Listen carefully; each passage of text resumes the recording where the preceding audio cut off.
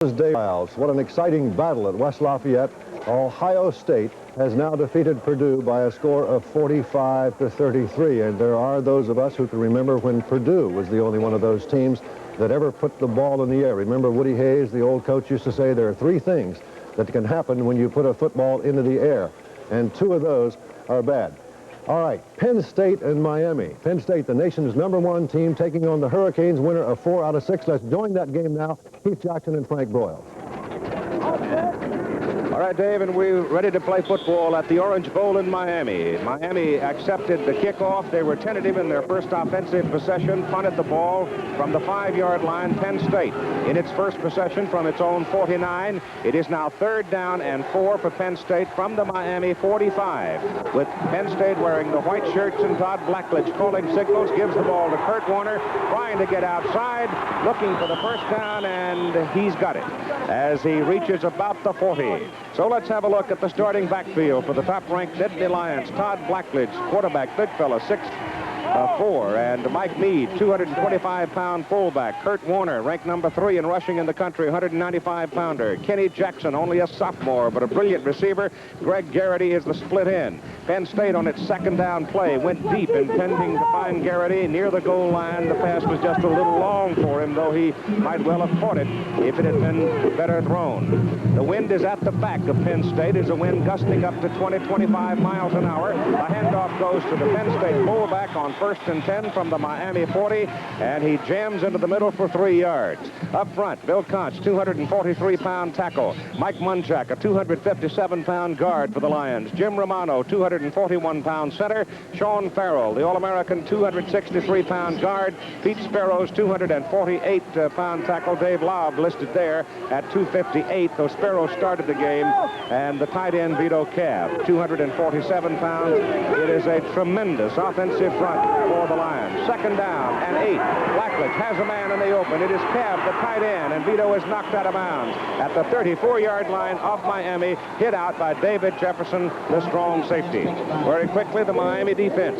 West, Williams, Chicolo, Nelson, Flanagan up front. The linebackers, Brown and Nicholas. The secondary, Lippett, Jefferson, Marion, Bellinger. And Bellinger didn't get the call. It was Jamie Boone that made the start, number 14, and he's still out there. So here we go for Penn State on 3rd down and a long 3. Better part of 4, actually, for them.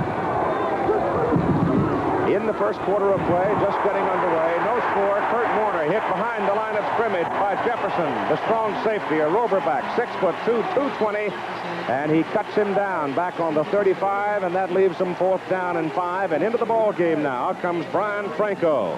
Franco will be going from 52 yards. It'll be the first time, actually, he's tried from that distance. He's 9 for 9 inside 40 yards. And, of course, one of the big days for this young kicker was against Nebraska. Terry Rutkowski holds the ball. The wind is at his back. The kick is away. It is no good. So the Miami defense braces and holds Penn State in its first offensive possession. 11:57 to play in the first quarter, and no score. The #1 ranked Penn State Nittany Lions against number 19 Miami from the Orange Bowl in Florida. This ABC Sports exclusive brought to you by Chevrolet, who invites you to see all the good things for 1982 at your local Chevy dealer. Chevy makes good things happen. By RCA Video Cassette Recorders, no one gives you more VCR than RCA. And by the U.S. Armed Forces, a great place to start. Keith Jackson, Frank Broyles, and Steve Davis from the Orange Bowl. And here comes Miami now with a football from their own 35. Rocky Belk, number 20, a speedster outside. Jim Kelly turns, gives off to Speedy Neal as fullback. He goes down at the 36. They'll call him down. The ball squirted loose, but there is no fumble. He gained a yard. The Miami offensive backfield. Jim Kelly, a youngster in his first collegiate start, tore up Penn State, beat him up at State College. Chris Hobbs is a fullback. He'll share it with Speedy Neal. Mo Smokey Roan got the call today at the tailback position. Larry Brodsky verging on records in pass receptions, and Mike Rodriguez. Those two are particularly outstanding receivers. And Kelly steps back to throw, whips it to Belk. It's overthrown, incomplete. And it'll be 3rd down and 9 for Miami. The Miami offensive front.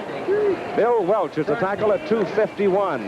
And Clem Barbarino is in at 245. Don Bailey, a 231-pound center. Mike Moore, 235-pound guard. Frank Frazier, 263-pound tackle. The tight end is Glenn Dennison, 6'3", 215. And he is from Beaver Falls, Pennsylvania. There are half a dozen Pennsylvanians on the Miami roster. 3rd down and 9 for the Hurricanes. No score in the ball game. Kelly has time. He whips it to the sidelines. The pass is complete. And it is caught by Brodsky as he leaned to the sidelines and made the catch for a Miami 1st down at the Penn State 47. What Jim Kelly does best is throws the deep out comeback patterns. You can see that he takes a strong arm. It's a long throw, and Mike Rodriguez is right there to catch it. Falls down in boundary, a legal catch. Rodriguez, not Brodsky. A gain of 17. Kelly pitches the ball back, and it goes to Smokey Roan. He gets a couple as he goes just over the Penn State 45. The defensive alignment for the Nittany Lions. Up front, Rich D'Amico, Leo Wisniewski, Dave Ofer, and Walker Lee Ashley. The linebackers in secondary, Schefter, Fritz, and Bradley, Langford, Jackson, Robinson, Hamilton. Second and about 8. At 10:40 to go in the first quarter of play, and the sun breaks out. Been a sort of a gusty day with squalls passing through. Pressure zone, short pass is completed. And the gain is down to about the Penn State 34 as Chris Hobbs, the fullback, number 33, carries it, and he's got another Miami 1st down, gain 12 on the play. It's the prime 2 for Miami. Scores as they come in, 4th quarter. Pitt by 12 over Boston College. Clemson destroyed Wake Forest today, 82-24. Clemson remains undefeated, and Georgia rolled big over Temple.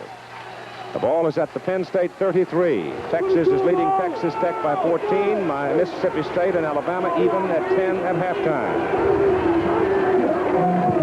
Ball goes to Hobbs again, and from the fullback position goes from the 33 to about the 32 for a yard. At halftime, Kansas bidding for a big upset, leading Nebraska 9-3. We saw the Huskers edge Missouri last week. Iowa State and Kansas State. Pretty good ball game at halftime. At Ohio State, a game you saw a moment ago, 45-33 over Purdue. Notre Dame rolling big over Navy, and North Carolina by 7 over Maryland, with Michigan State beating Indiana. Jim Kelly back to pass on 2nd down and 9. Throws in the middle. The pass is complete inside the 15. He drilled it to the tight end, Glenn Dennison. Brilliant pass, Frank.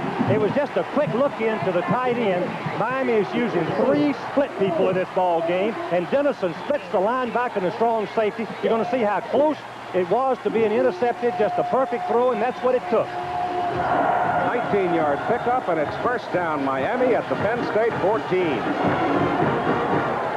I mentioned that Kelly in his first collegiate start had a big day against Penn State up at State College. Miami continues to use the pass as a primary tool. That's Smokey Roan carrying the ball on a sweep, and a penalty flag goes down. The referee in the ball game is Paul Schmidt.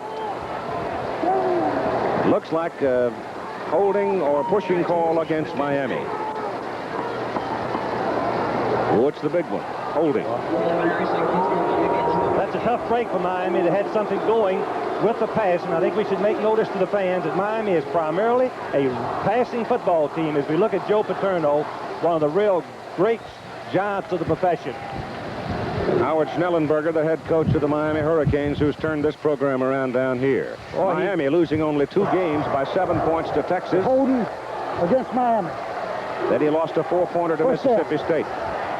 So this is a ball club that very well, with a little luck on its side, could have been undefeated, particularly in the Texas ball game. Kelly is a young man who was born in Pennsylvania.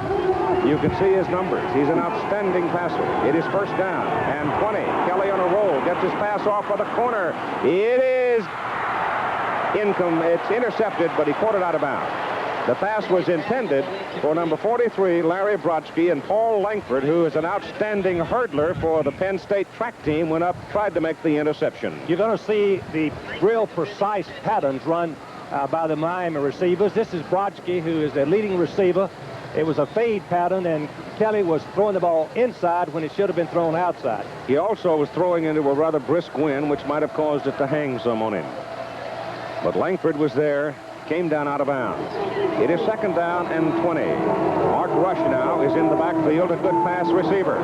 He's going to get it. He's got it. And he's out of bounds at the 16. They've got to go to the 4 to get a first down. But Miami also has an outstanding field goal kicker, Dan Miller. We saw him in the warm-up before the ball game with the wind, hit that thing 62 yards.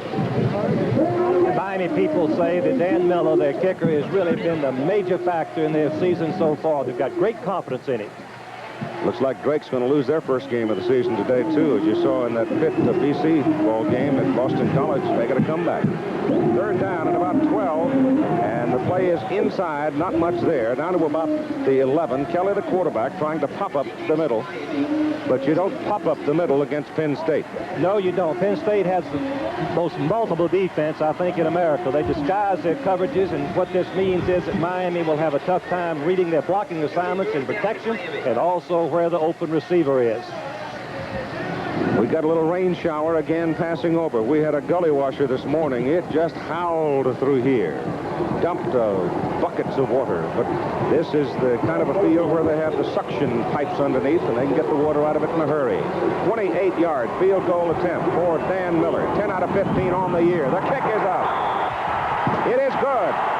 And the Hurricanes of Miami get on the board on a 28-yard field goal from Dan Miller and take the lead with 8 minutes to play in the first quarter, 3-0.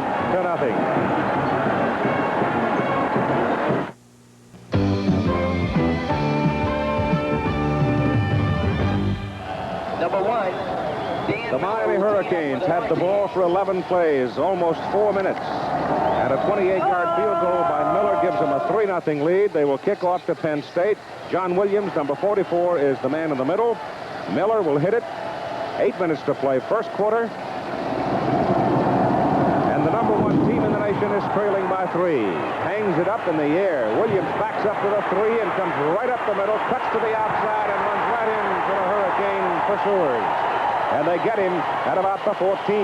Dallas Cameron brought him down. Remember, as you see the rankings for Penn State, that Michigan was preseason number 1, then it was Notre Dame, and then it was Southern California, and then it was Texas, and now it is Penn State trying to stay there for a second successive week. Here we're seeing the offensive numbers for Penn State, ranked number 1 in the nation. They're very good running the football. That's what they believe in first. Ball at the 14-yard line, first down for the Lions. Hurricanes leading 3-0. Kurt Warner averaging better than 7 yards a carry. Runs it up to near the 20. Gains 6 yards on his first carry today, and he gets about 6 there, where Lester Bobo Williams, a 267-pound senior out of Miami, brings him down. One thing that has impressed me so far is the enthusiasm of this Penn State team. Miami's going to have to contend with a first-ranked team as we look at Kurt Warner's outstanding statistics. He's the number 3 rusher in the entire United States, 167 yards per game. Garrity and Jackson wide to the left. Warner has it. Can't get around the corner. Miami defense has been very efficient against the run. They will give you fits in their pursuit.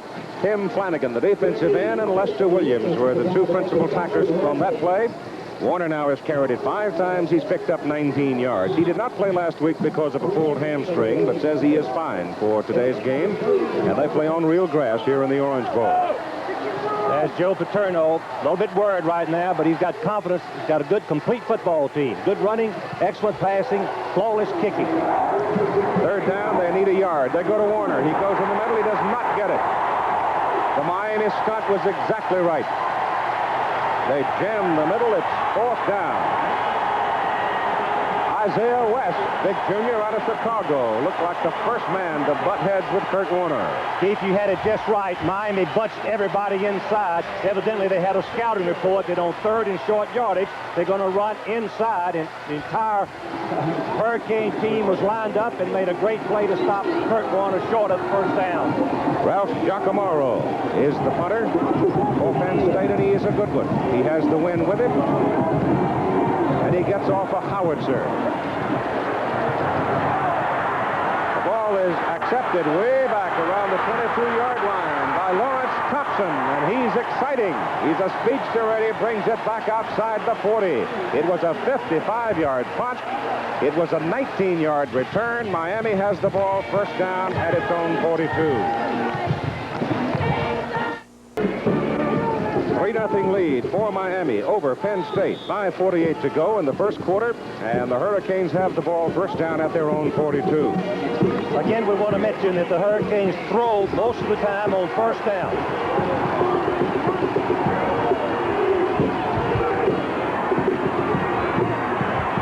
The pass aimed for Rodriguez, and he makes the catch. Did you see what that kid did? He came down and he put his helmet right on the numbers of the Penn State defensive back and then turned it outside and made the catch. In watching the film of Miami, you're going to see the best run pass routes I've seen by any college team in America. That's what he does, Frank. As Mike, watch him run right into the defensive back, Harris, number 26, and he breaks right back to the outside, but the main thing, as Keith said, the pass is right on the money, timed perfectly. At the Penn State 41, first down, Miami, 17-yard pickup. Kelly's pass, it is complete. Thrown to Rush out of the backfield. Martin Rush, the tailback, and he makes the catch. They put him out at the Penn State 32. And Kelly now, Frank, 6 out of 10 for 81 yards. Well, that's a big start in the first quarter. It is, Keith, and he's been trained. I think the fans may like to know this. Earl Morrall, the great pro quarterback, has been working with Jim Kelly for 3 years.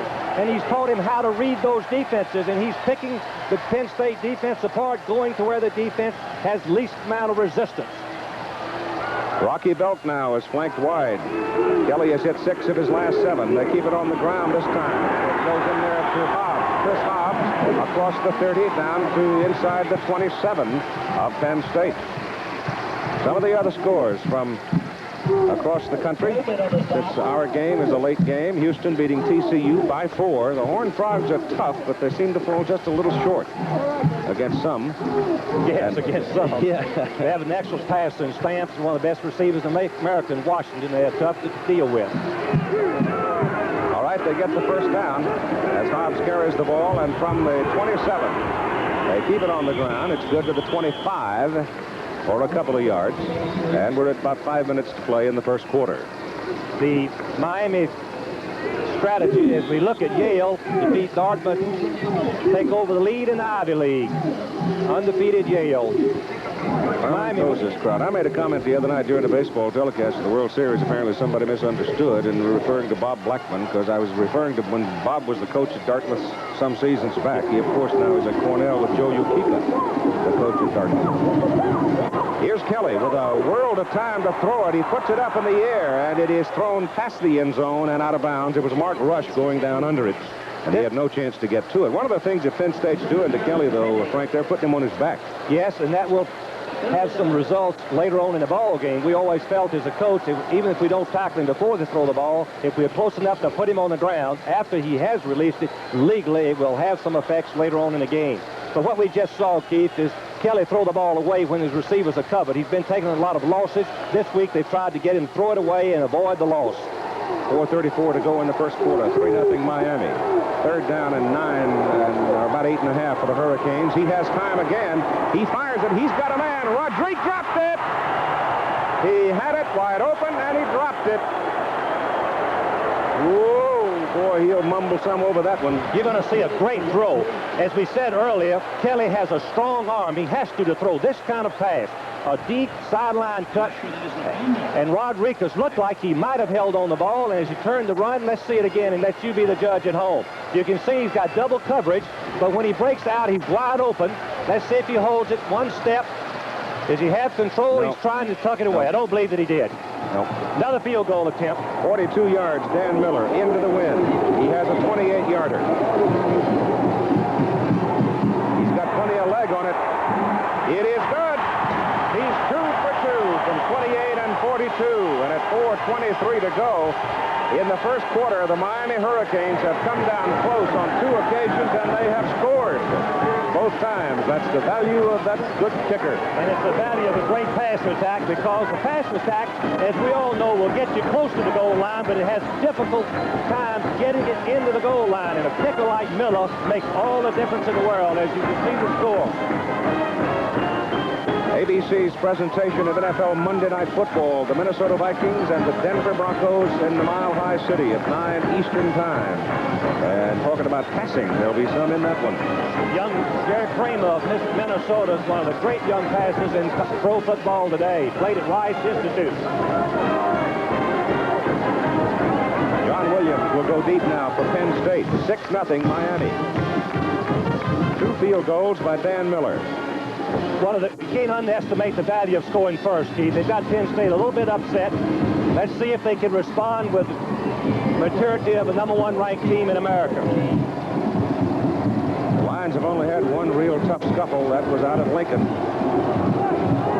Against the Cornhuskers, they won by 6.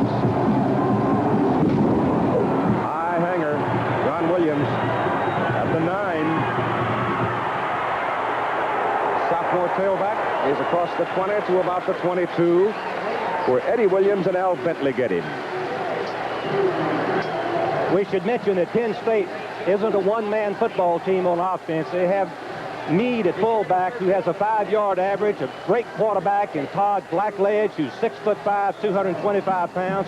Excellent receivers. They can throw the ball, and they can run it, and they mix it up. And we're now getting a better turn of weather. We have quite a bit of blue sky in the sun out here at the Orange Bowl. It's about 80, 81 degrees. As long as the breeze stays up, it won't be too stuffy. Here's the handoff to Kurt Warner. He's actually hit behind the line of scrimmage, but he has great power, 195-pounder.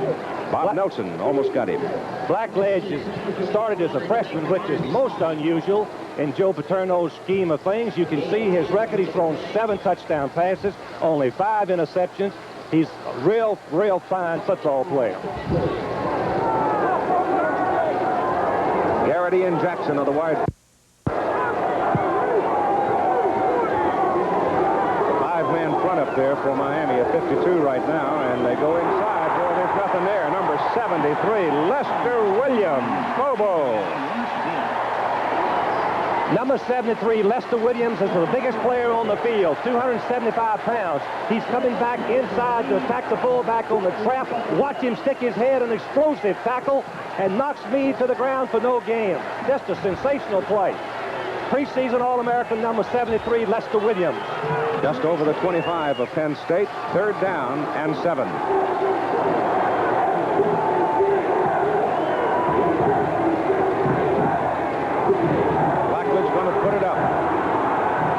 Throws it short to Warner. And Warner's got his first down.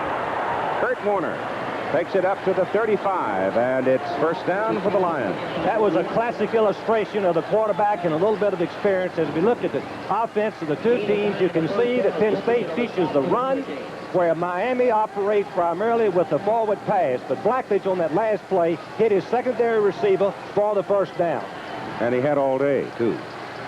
Good protection.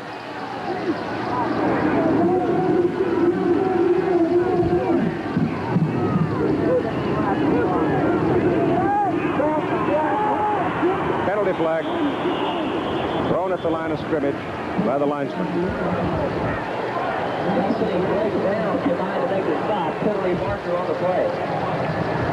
Procedure. Penn State. Motion.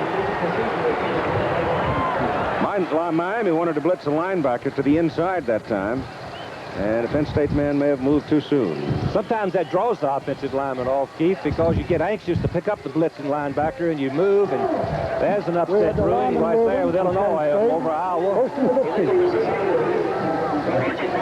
First down and 15 for the Lions. The ball moved back inside the 30 at 2 minutes and 20 seconds to play. Michigan beating Minnesota today, and Auburn always gives Florida fits up at Auburn. 13 out of 15, I think Auburn's won up there. Blackledge keeps it. Goes over the middle with it. Is it a catch? Yes, up at the 45-yard line by Mike McCluskey, a junior out of Philadelphia, 15-yard pickup. One of the toughest receivers to cover is a tight end after a simple fake to Warner, which holds the linebackers. Watch how Blackledge drills the ball between the defenders. You can see two linebackers. It's questionable by some of the Miami fans, but I believe close call. Room for disagreement there, Keith. Less than 2 minutes to play in the first quarter. Miami leading 6-0 on 2 field goals by Dan Miller. First down, Penn State at their own 45.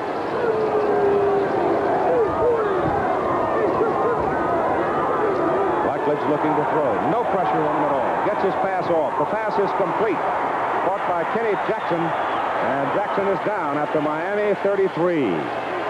23-yard pickup on it, and once again, no pressure on Blackledge. He's had excellent protection. The Penn State offensive line just doing a great job, as you can see, staying in front, but watch the rifle. He drills it to Kenny Jackson, who's one of the fine receivers at Penn State. He has a 24-yard average per reception. He's just a turn-in pattern. Come back to the ball. Good throw. Excellent hands by Jackson. 4 out of 5, 49 yards for Blackledge. Call it the 34 of Miami. First down, Penn State. And that'll be a procedure call. Looked like the ball didn't come back to Blackledge on the snap counts, and by that time, Bill Kontz was gone, the left tackle. Clock stops at 1:09 to go, and you can hear the wind whistling, gusting up to 20, 25 miles an hour.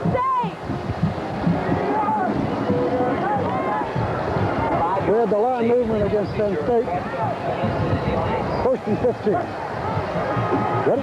First and 15. From the Miami 39.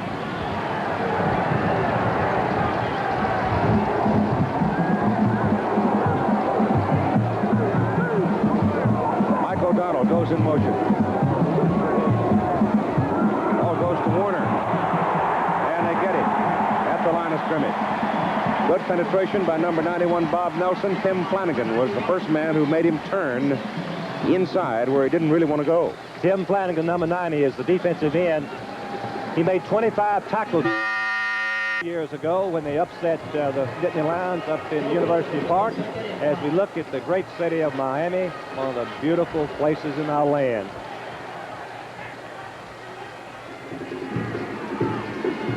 Second down, 15 for Penn State from the Miami 39.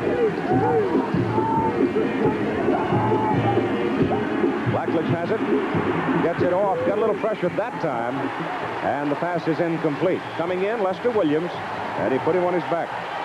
Well, if anybody could rush the pass, it would be Lester Williams, who runs a 4.8 at 273 pounds. He'd be tough to keep out of there. We must remember that Penn State throws mostly play-action passes, Keith. It's a different style of passing game than University of Miami uses. We'll watch for it and try to bring it out. It's Lester Williams, number 73. 12 seconds to play first quarter. 6-0, Miami. Third down and 15.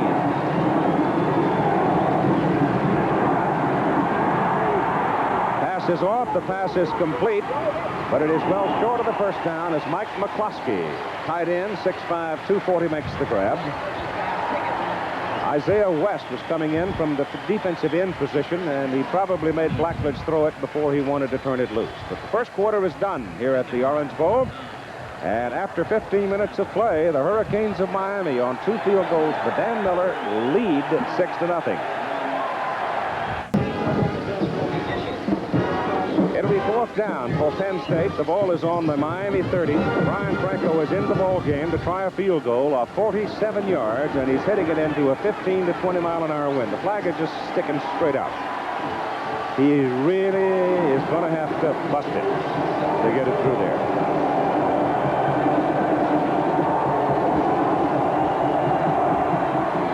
Got it up. Wind kills it. Just short. He had it square in the middle. And the wind knocked it down. And so once again, the Miami defense turns Penn State away without a score, and the Hurricanes continue to lead it 6-0 and take over the football, first down at their own 30. Now as Miami has the wind to the back, we can look for the continued passing of Jim Kelly, who's really one of the fine quarterbacks in America. As Keith mentioned, from Pennsylvania. Joe Paterno tried to recruit him as a linebacker.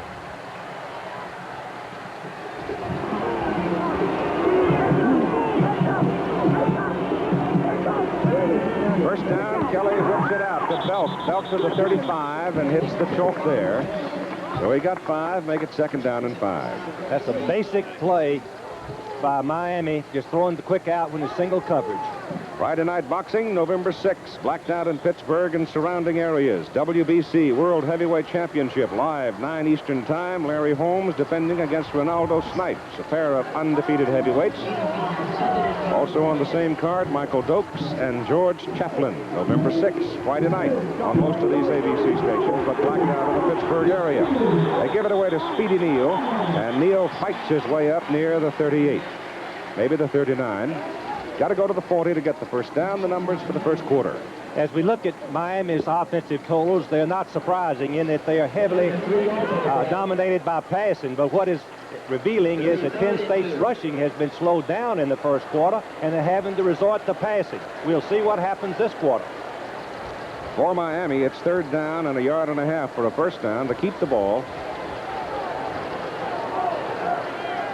They expected a crowd of some 55,000 people for homecoming, but the weather was so raunchy earlier in the day, I think a lot of folks decided to stay home. The handoff goes to Smokey Roan. Tries the right side, and he does not get the first down. He runs into that bunch of white shirts and stops suddenly. Well, a passing team like Miami has difficulty on short yardage. Normally, they would throw in that situation, and you can expect the next time they have 3rd and 2, they will go to the pass. The reason they have time blocking for the run, they spend so much time with their linemen pass protecting that they never really perfect the run blocking techniques. Greg LaBelle is the punter, a junior from Danielson, Connecticut.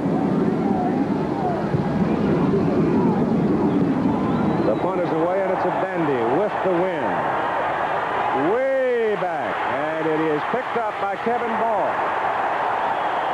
And Ball is hammered down back at about the 10.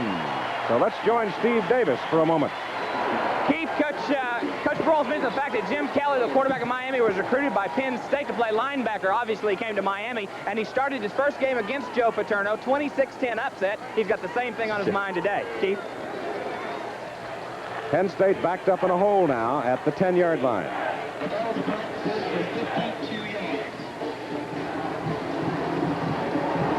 Mike O'Donnell, number 28, comes wide to the right.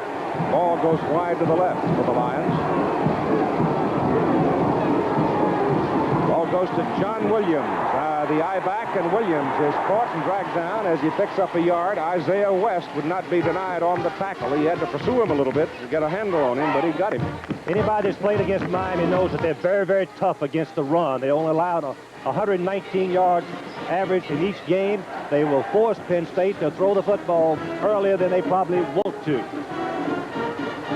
Lions, a top-ranked team in the country. 4 times, 4 teams have held that spot and have been tumbled. Tom Barr is in there at fullback, along with Tom Mumford as the I-back now for the Lions. Mumford with the ball. They hammer him out just about the line of scrimmage. Bob Nelson would not be taken out of the play, and he and West just rode him right onto the sidelines. That's Joe Paterno. You know he's worried. He's trying to turn things around, get the momentum back. And the surprising thing to me, Keith, is he's got Kurt Warner out of there. He's got his second-string tailback on the second down. And then the third-team tailback, Munford, was in the ball game. Williams comes back now, along with Kenny Jackson, on 3rd down and 9, make it 8 from about the 12. We've got to wonder if Warner has injured his leg.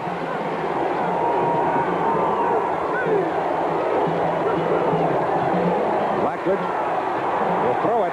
He looks for Jackson. He throws it, and he hits him up across the 25 at the 26. So Kenny Jackson is right there, and Blackledge drilled him on the numbers for 14 yards. I've heard Joe Paterno say so many times, don't be afraid to take a chance. He's throwing inside the curl pattern, but watch Jackson cradle the ball in. Excellent throw, a beautiful route run by Kenny Jackson, who has got a 24-yard average per reception. There he is. 9.5 speed, excellent receiver, good hands. Watch him cradle the ball in. First down. At the 26.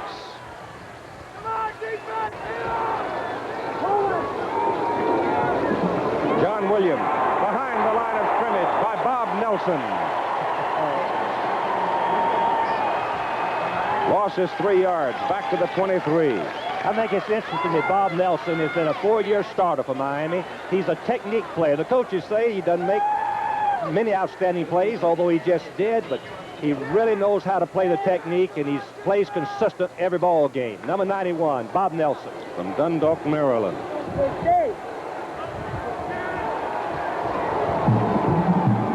Second down and 13.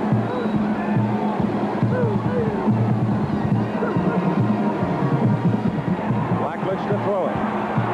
Goes to the sideline. The pass is good to McCluskey. And McCluskey, they mark him at the 31. He is, well, he's at 5 yards short of the first down. Todd Blackledge, as we said, quarterback for Penn State, is 6'5". He's got a strong arm, as we've already seen. But what's impressed me so far is the fact that he's going this year to his alternate receivers. When the deep men are covered, as you see his numbers 7 out of 9, he's going to the alternate choice for the short gains rather than take the loss or throw incomplete. Kurt Warner is not in the lineup. We'll check whether or not he's re-injured that hamstring. Penalty flag, stop it.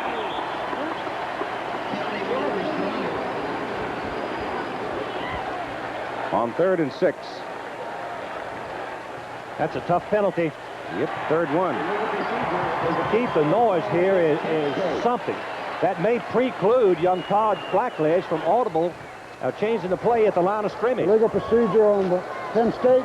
3rd down. Legal procedure marked up against the Italy Lions. These Miami fans are really excited, fired up. Vocal support has an effect on the team, too. Greg Garrity and Kenny Jackson come back into the lineup. Kurt Warner is standing on the sidelines at midfield over there. He's now kneeling down. He must be injured or he'd be in the ball game. He's one of the premier backs in the country. 3rd and 11 after the penalty. Williams in motion. Blackledge to throw it. Has pretty good protection.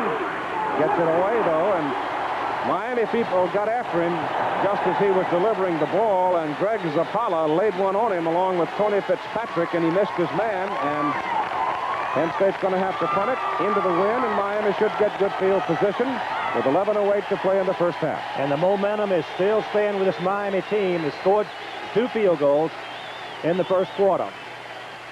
Number 22, Lawrence Thompson, is the deep man. He is the flyer. Ralph Giacomo, who had a 55-yarder on his first punt. Doesn't get that this time, though, as he shanks it into the wind. However, it takes a Lion roll and rolls across the 40 and out of bounds at the Miami 38. So with 11 minutes to play in the first half, it's Miami 6 and Penn State nothing.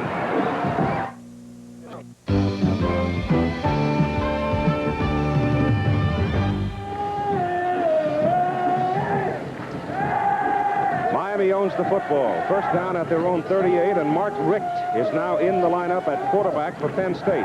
The rationale on this by Howard Schnellenberger. He wants him to get in there and get a feel of the action. He wants him warmed up in case something does happen to Kelly. So Richt, who has thrown for 287 yards, he is a junior, and he's now in at quarterback, and he gives the ball off to Chris Hobbs, and Hobbs hits it over the right side to about the 41, and a penalty flag is thrown. It looked to me like Wisniewski, the defensive tackle, might have started a little bit too soon on the play. You called it right, Keith, but I think that there's room for disagreement in substituting a hot hand. When you've got a hot hand, most coaches would like to stay with him. But Mark Richt was one that took Miami to the winning touchdown. Defense both sides, 1st and 5. To the winning touchdown against Florida in the opening game of the season, but he's not as effective a passer as young Jim Kelly. It's a risk that Schellenberger wants to take. That is the 4th 5-yard penalty against Penn State, and there's going to be another one. You know what? Yes, and what's happening, Keith, on the Penn State jumping off side, Rick, every quarterback has a different rhythm. And evidently he's gotten used to Kelly's rhythm, and watch him jump off sides. Wisniewski, number 69, 2 plays in a row, back-to-back, and I think that's the result of a change in the rhythm of the quarterback.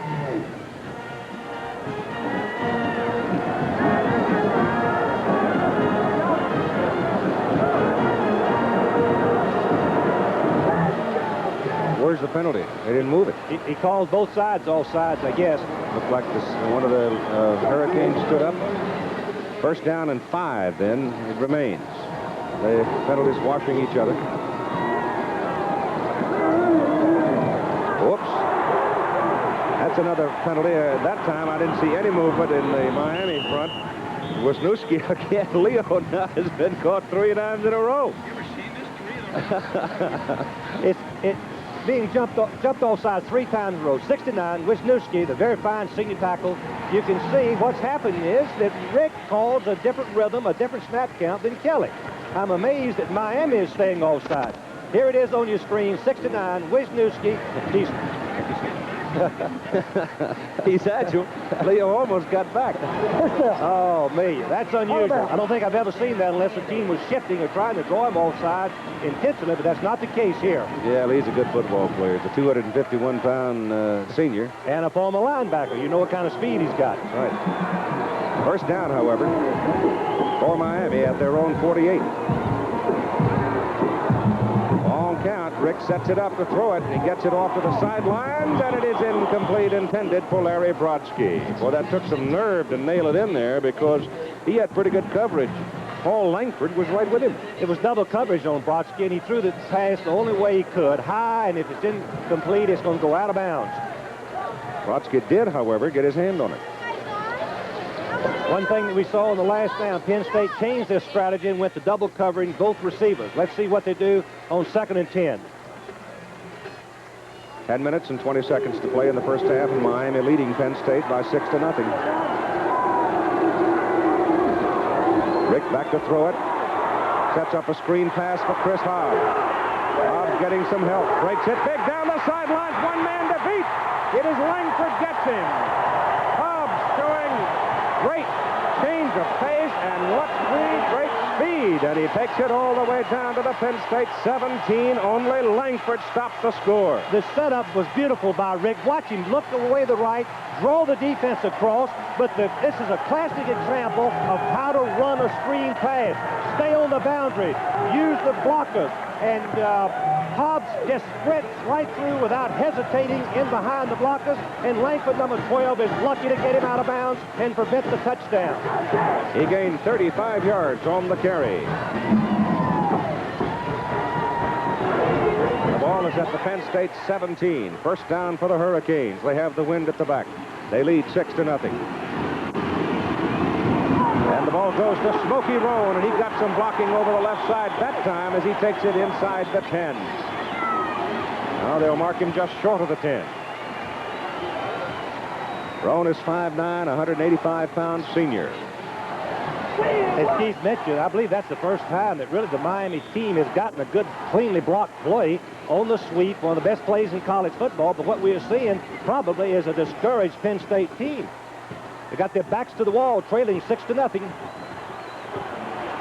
got a little more than 6 yards on that carry.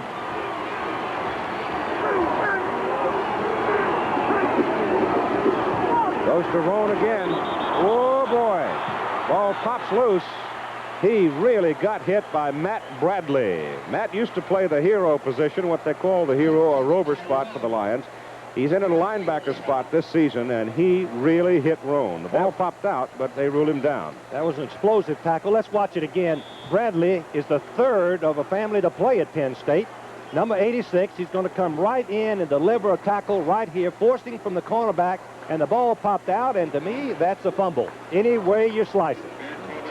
Got to be a fumble. Yes, his knee was not down. That was a lucky break for Miami, a miss by the officials. At the 13, where it is third down, and they need 7. Rick stands up, goes for Brodsky, and he throws it right into the hands of Paul Langford, and it's only the Miami quarterback to stop him. Now he gets some help, and Chris Hobbs brings him down inside the Miami 30. It was a silly pass for Rick to throw because Brodsky had put his second move on Langford and turned toward the end zone.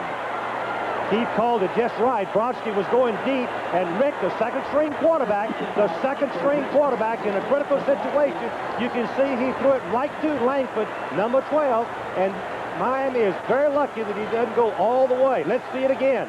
Some mis-signaling, miscommunication. He throws the ball to an out pattern. Brodsky's going deep. It's right to the defensive man. Remember again, that's the second-string quarterback in the ball game. Warner is now back in as Penn State has it first down at the Miami 29, and fortunes have swung dramatically. Warner is hit behind the line of scrimmage. Boy, I'll tell you, that Flanagan came in there and really nailed him. Tim Flanagan. When you put your second-team quarterback in the ball game, you take the chance of being second-guessed. There's no doubt about it. When the first-team quarterback had had so much success as we look at Paul Langford, his second interception this year. Losses back to the 30, where it is second down and 11. Penn State working into the wind at 7:55 to go in the first half. And Blackledge to throw it. Throws it short to Warner. Got a man in front of him on the sidelines, and he's got his first down as he prances on down inside the 20. And looks like they'll mark him out at about the 16-yard line. That was another perfect example of how to run the screen pass. Use your blockers. Don't cut back inside the pursuit. Fake inside, go back out, pick up your blockers, and make the first down. Kurt Warner just showing again why he's one of the best running backs in America.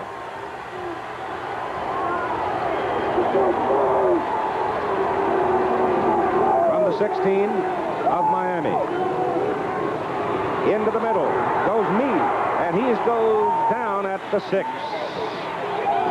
Big Mike Meade, 225-pound junior from Dover, Delaware, finally wrestled down by Jamie Boone and Fred Marion. Watch Meade go right up the middle, a block by Sean Farrell, the All-American. Good block by Romano. When you combine those two, you're going to get some daylight, and Meade got it, but he shows what a fine runner he is, along with his blocking ability. Mike Meade. Ball is just short of the 5. First and goal to go for Penn State. Warner to the 4. It's tough inside. Keith, we've said many times, all tight ball games are won by the passing. Penn State is having to go to passing a little bit earlier than he hoped to, but Blackledge is filling the bill. Jefferson hurt on the play. Wobbling around. He got up very slowly. I don't think anybody knows. He doesn't want to come out. He's waving his arm. He doesn't want to come out, but they're going to make him come out of there. Oh, they'll miss him on the goal line. He's a 220-pound strong safety. Second down and goal to go from the 4. Go to Meade, the fullback. He's down to about the 2. So it'll be third down and goal to go for the Lions. Once again, the play was called right over the left guard. Sean Farrell, All-American. There's Kurt Warner. When he's rushed, Penn State has never been beaten when Kurt Warner rushed for over 100 yards, and he's struggling today. Third and goal from the 2.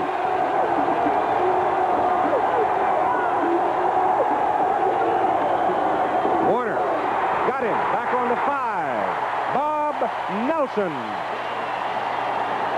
Keith, I've never seen any better.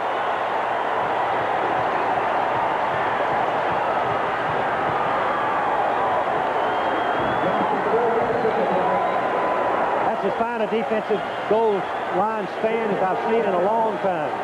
That reminds you of a game in the Sugar Bowl you saw? Did I ever? Boy, that Alabama put one on it to win the national championship. 21-yard field goal attempt now by Brian Franco. He's 9 for 9 inside 40 yards in 1981. Rakowski holds it. He hits it. He missed it. He hooked it left. Can you believe it? 5:21 to go, and Miami turns Penn State away again.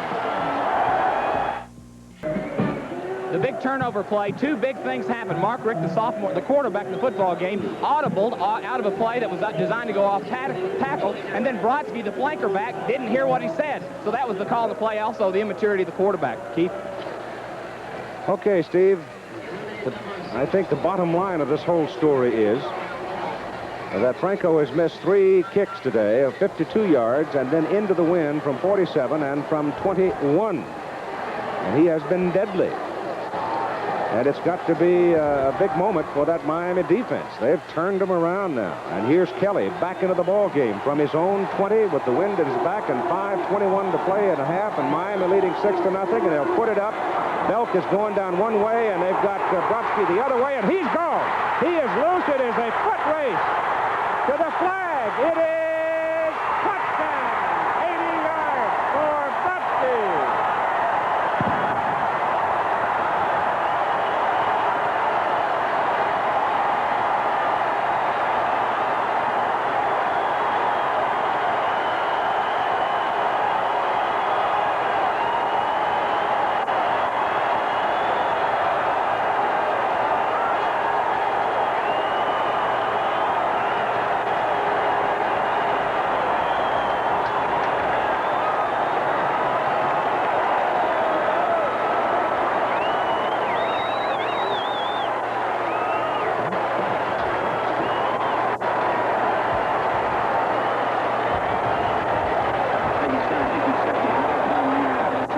He just became the all-time pass receiver in Miami football history with that pass and run for 80 yards, and the Lions just have to be shocked by it. 12-0, trying to make it 13, and time is out on the field. Let's take another look. We're going to see it again. He's got the wide receivers going down both boundaries. He looks over towards Belk. He is covered, but watch the powerful arm. He put the bullet right on Brodsky. He does not have to break stride. Then Langford misses the tackle, and Brodsky goes in for the score. I knew it was coming. I saw Schellenberger move the photographer back downfield. I figured that it was going to be the bomb, the takeoff pattern. Here it is again from another angle. Double coverage. You can see that Brodsky's going right down the boundary. It's a takeoff pattern, but the key is his running ability. And if anybody ever deserves to break the all-time record for Miami, it's this young man, because he's a hard worker. And you don't think that Joe Brodsky, the offensive back coach for the Miami Hurricanes, didn't jump about 14 feet straight up in the air when he saw him get loose? He's a proud father today. Wow. Steve, I just knew it was coming because Schellenberger walked all the way down the field, 40 yards, and moved the photographer back. He was close to the boundary. He combined with Richt on an 81-yarder a year ago against Florida A&M. They're going to go for 2. Going to go for 2. Kelly throws it in the corner. He's got Rodriguez, 14-0.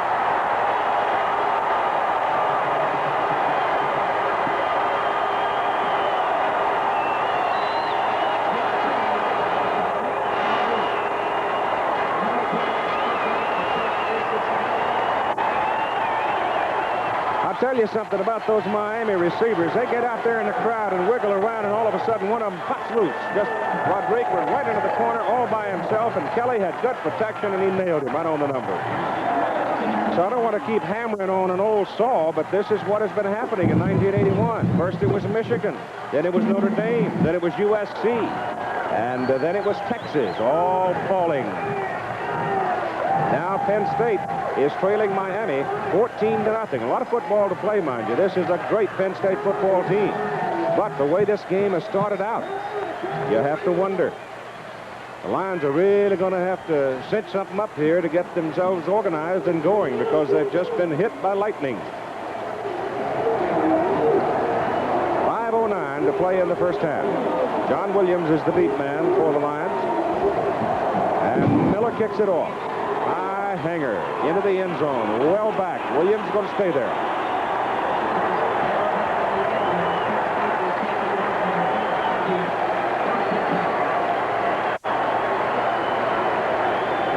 Now it becomes poise checking time, doesn't it, Frank? It becomes a test of courage. As we saw the last touchdown drive is Larry Brodsky. He's a hard worker. He doesn't have great speed, but he makes up with it for it by running such precise routes.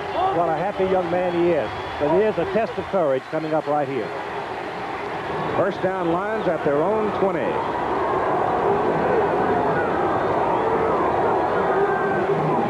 Give it away to Kurt Warner. To the outside goes Kurt. And he is brought down by Jefferson after a 7-yard pickup. Right now, let's join Dave Dials for a moment in New York. This is Dave Dials in New York. The nation's #2 team, the Pitt Panthers, survived a mighty scare up in Boston, barely beat Boston College by a score of 29-24. On the West Coast, Southern Cal was trailing Washington 7-0, has come back to take a 10-7 lead. Mississippi State and Alabama 13-10 Alabama. Now back to Keith. All right, Dave. And second down and 3 for Penn State. From their own 27, they send Kenny Jackson in motion. Miami leading here 14-0. Blackledge gives to Warner. And Kurt is caught at the 25, falls ahead to the 27. Tony Chickalo, the middle guard, got him. Penn State's offense, the running game is hurt. slow He's hurt. developing. Warner's hurt, holding his leg, holding the back of his leg, his left leg. That's the hamstring. It'll be a tough break for Penn State. They need a young man like Kurt Warner, 167-yard average per game so far this year. There he is. Warner hobbles off the field, holding the back of his left leg. And John Williams is the replacement.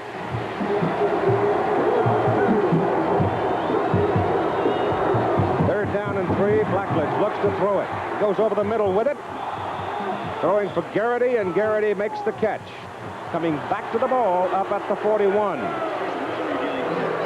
Let's watch again, see how Kurt Warner, number 25, gets hurt. He's got a pull hamstring muscle, missed last week's game. Let's see if we can tell. He's in the grasp of number 71. He grabbed his leg right there, too. That's where he got hurt. That's a tough break for Penn State. But John Williams is an excellent football player, 140 yards last week against West Virginia, his first start. First down for the Nittany Lions from the 41. Blackledge will put it up. Going to get a little pressure. He gets it away, an incomplete forward pass. It was Tim Flanagan, a looping in, that hit him.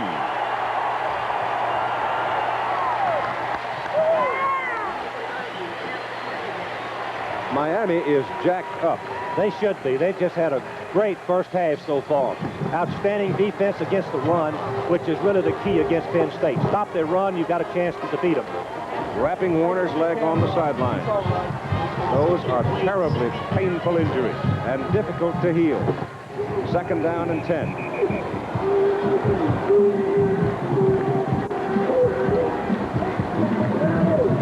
Time called. Miami man shaken up. He finally goes down on a knee and asks for the injury timeout with 3 minutes and 53 seconds to play in the first half. And the Hurricanes of Miami leading by 14-0. 2 field goals by Dan Miller and an 80-yard pass run, Jim Kelly to Larry Brodsky. And Todd Blackledge on the Penn State side getting some information from Joe Paterno. So we'll take a full timeout now for Miami.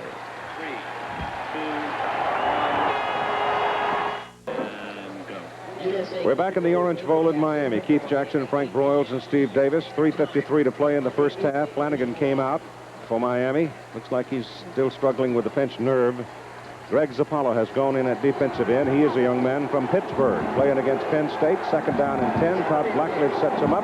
Kurt Warner is out, having re-injured the hamstring pull.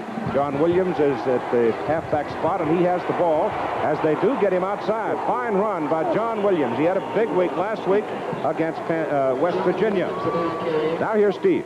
We talked to the team physicians just a few minutes ago, and Kurt Warner will not be back in the first half and may not be back in the football game. He's really in obvious pain, Keith. Thank you, Steve. It's too bad. Great running back.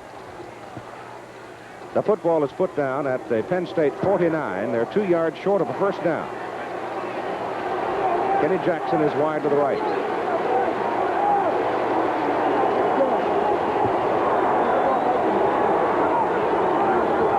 Give it to John Williams.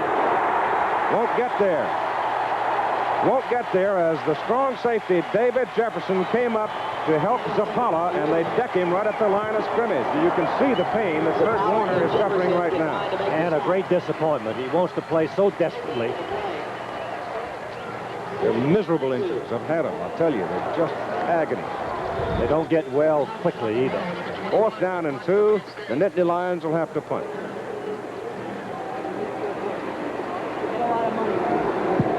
Nobody deep for Miami. They're going to let it go. And Giacomo hits a pretty good punt into that wind, and it takes a Penn State roll, and they can't get it. They can't quite get it. They almost had it on about the 2, but momentum takes it into the end zone. It's a 51-yard kick with a roll. And Miami will get the ball first down at its 20 with 2:29 to play in the first half. Keith, as well as the offense has done for Miami, as we look at Big Ten of the Pac-10 battle between the two leading teams, tied, but Miami defense we have to give great credit to. Penn State's a fine offensive team. From the 20, the Hurricanes go to work, leading by 14.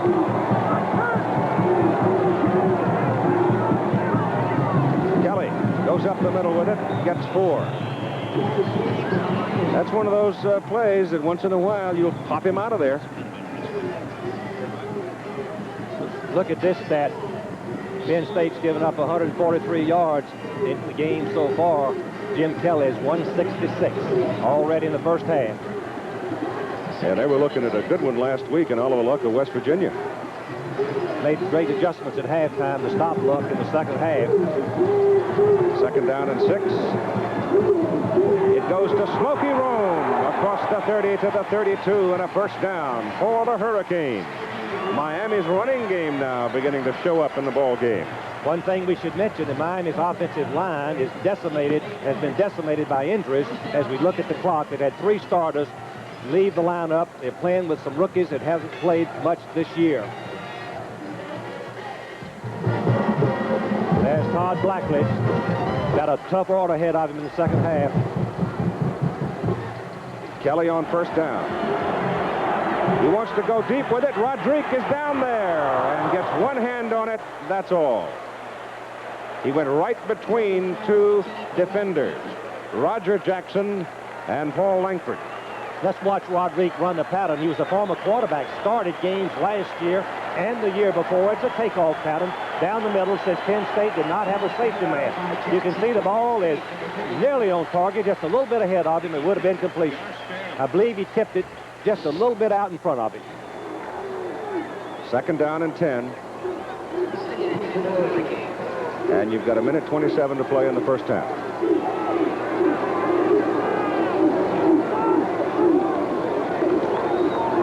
Goes to Smokey Roan. Good seal blocks on the left side, and Roan goes for a first down at the 47 of Miami. Well, the draw play is just the perfect addition to a good passing game. You invite the lineman across. It's not just a nuisance play. The value of it is a strong play used anywhere on the field. But Smokey Roan makes a nice cut for the first down. 14 yards. They put him down on the 46.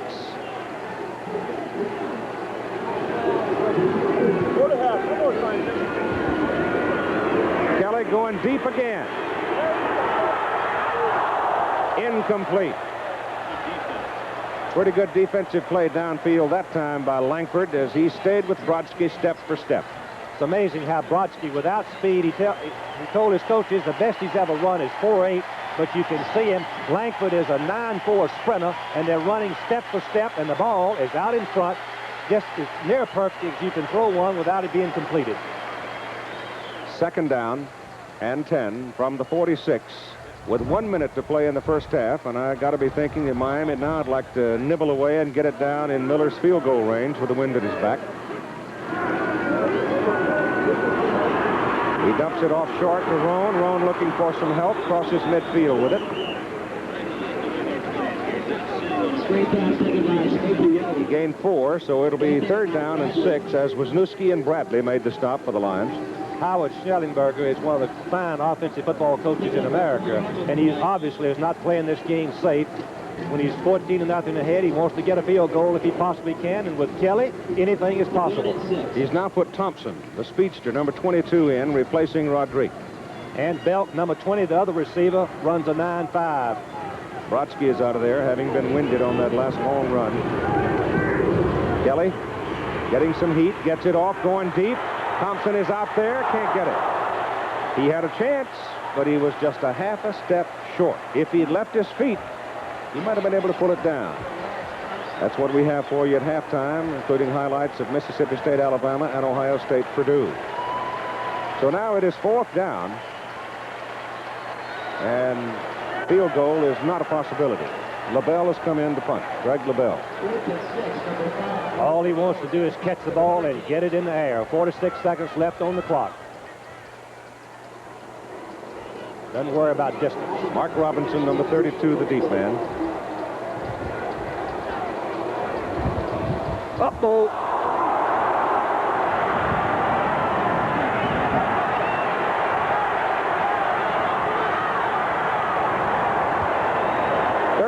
Seconds to play as LaBelle is able to run the ball back up the field to the 32. The ball carries. So Penn State gets its first break in the football game as the snap goes over the punter's head. Monty Harris made the snap, freshman out of Miami. You can see how high the ball did go over LaBelle's head. Watch him. He has no chance to get it, but he makes a great effort as he runs back, picks it up, and gains some of the lost yardage back. Watch him. He's going to make some people miss him, outrun him to the boundary at least. At 69, Wisniewski is chasing him. Timeout for David Heffernan, number 52, shaken up on the last play. With 35 seconds to play in the first half, Penn State has the ball at the Miami 32. All right, that's the story of time, 35 seconds. Penn State at the Miami 32. It was Fitzpatrick, number 62, shaken up on the play. He's come off the field now. And the Miami defense will try to dig in and hang on. Leading 14-0. Todd Blackledge sends Kenny Jackson wide to the right, Garrity to the left. Todd back to throw it. He looks for Garrity, he throws for Garrity, and he makes the catch. Inside the 20 at the 18, coming back to the ball, and Blackledge hit him on the numbers. As we see it again, as Keith already called it, the good receivers come back to the ball. That gives them the advantage over the defensive man that's playing them deep. He comes right back and catches the ball. If he hadn't of Marion, might have made the play, number 31. First down at the Miami 18. 24 seconds to play in the first half. Lions trying to cash in a break. Over the middle it goes. Oh, what a sensational catch by McCloskey and a great pass by Blackledge. I don't know how in the world he caught the ball. There were orange shirts all over him. Well, it's just a strong arm. Blackledge, remember, 6'4". Watch him get set. He has good protection, has plenty of time to see the receiver. He throws it right on the numbers. Very critical play. And it's first down and goal to go for Penn State. The ball is at the Miami 6. McCloskey has caught at least one pass in each of the Penn State games. He's the backup tight end, number 81. As you can see, he runs into the defensive secondary. Most people, well, that's a little bit illegal, Keith. You're supposed to dodge the defensive man. But as we see, the ball is right on target. Beautiful throw and an excellent catch. It was a high snap over the punter's head that gave Penn State this opportunity. And the Nittany Lions are trying to cash it in. You can see both quarterbacks are having a pretty good day. Well, as I said earlier, most tight football games are won by the passing game. Most good teams have good defense against the run, critically plays passing. First and goal from the Miami 6.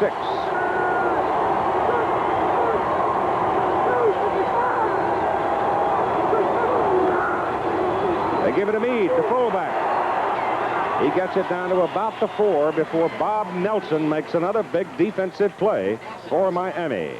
Penn State calls timeout. They have one remaining with 11 seconds remaining on the clock.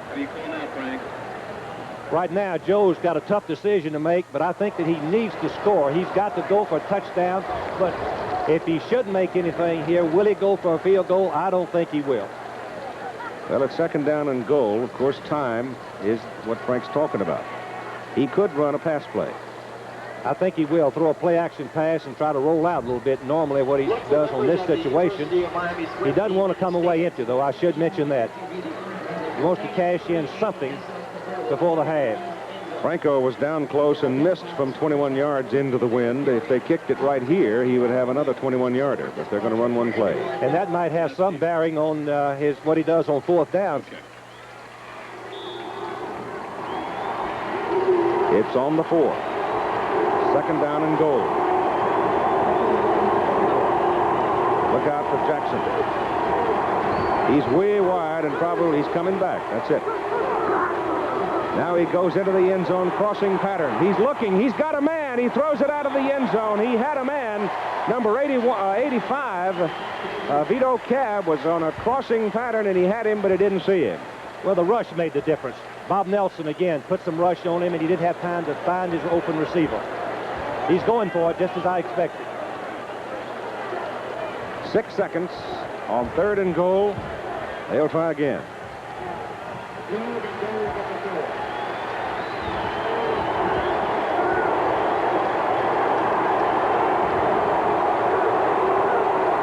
McCloskey flexes out.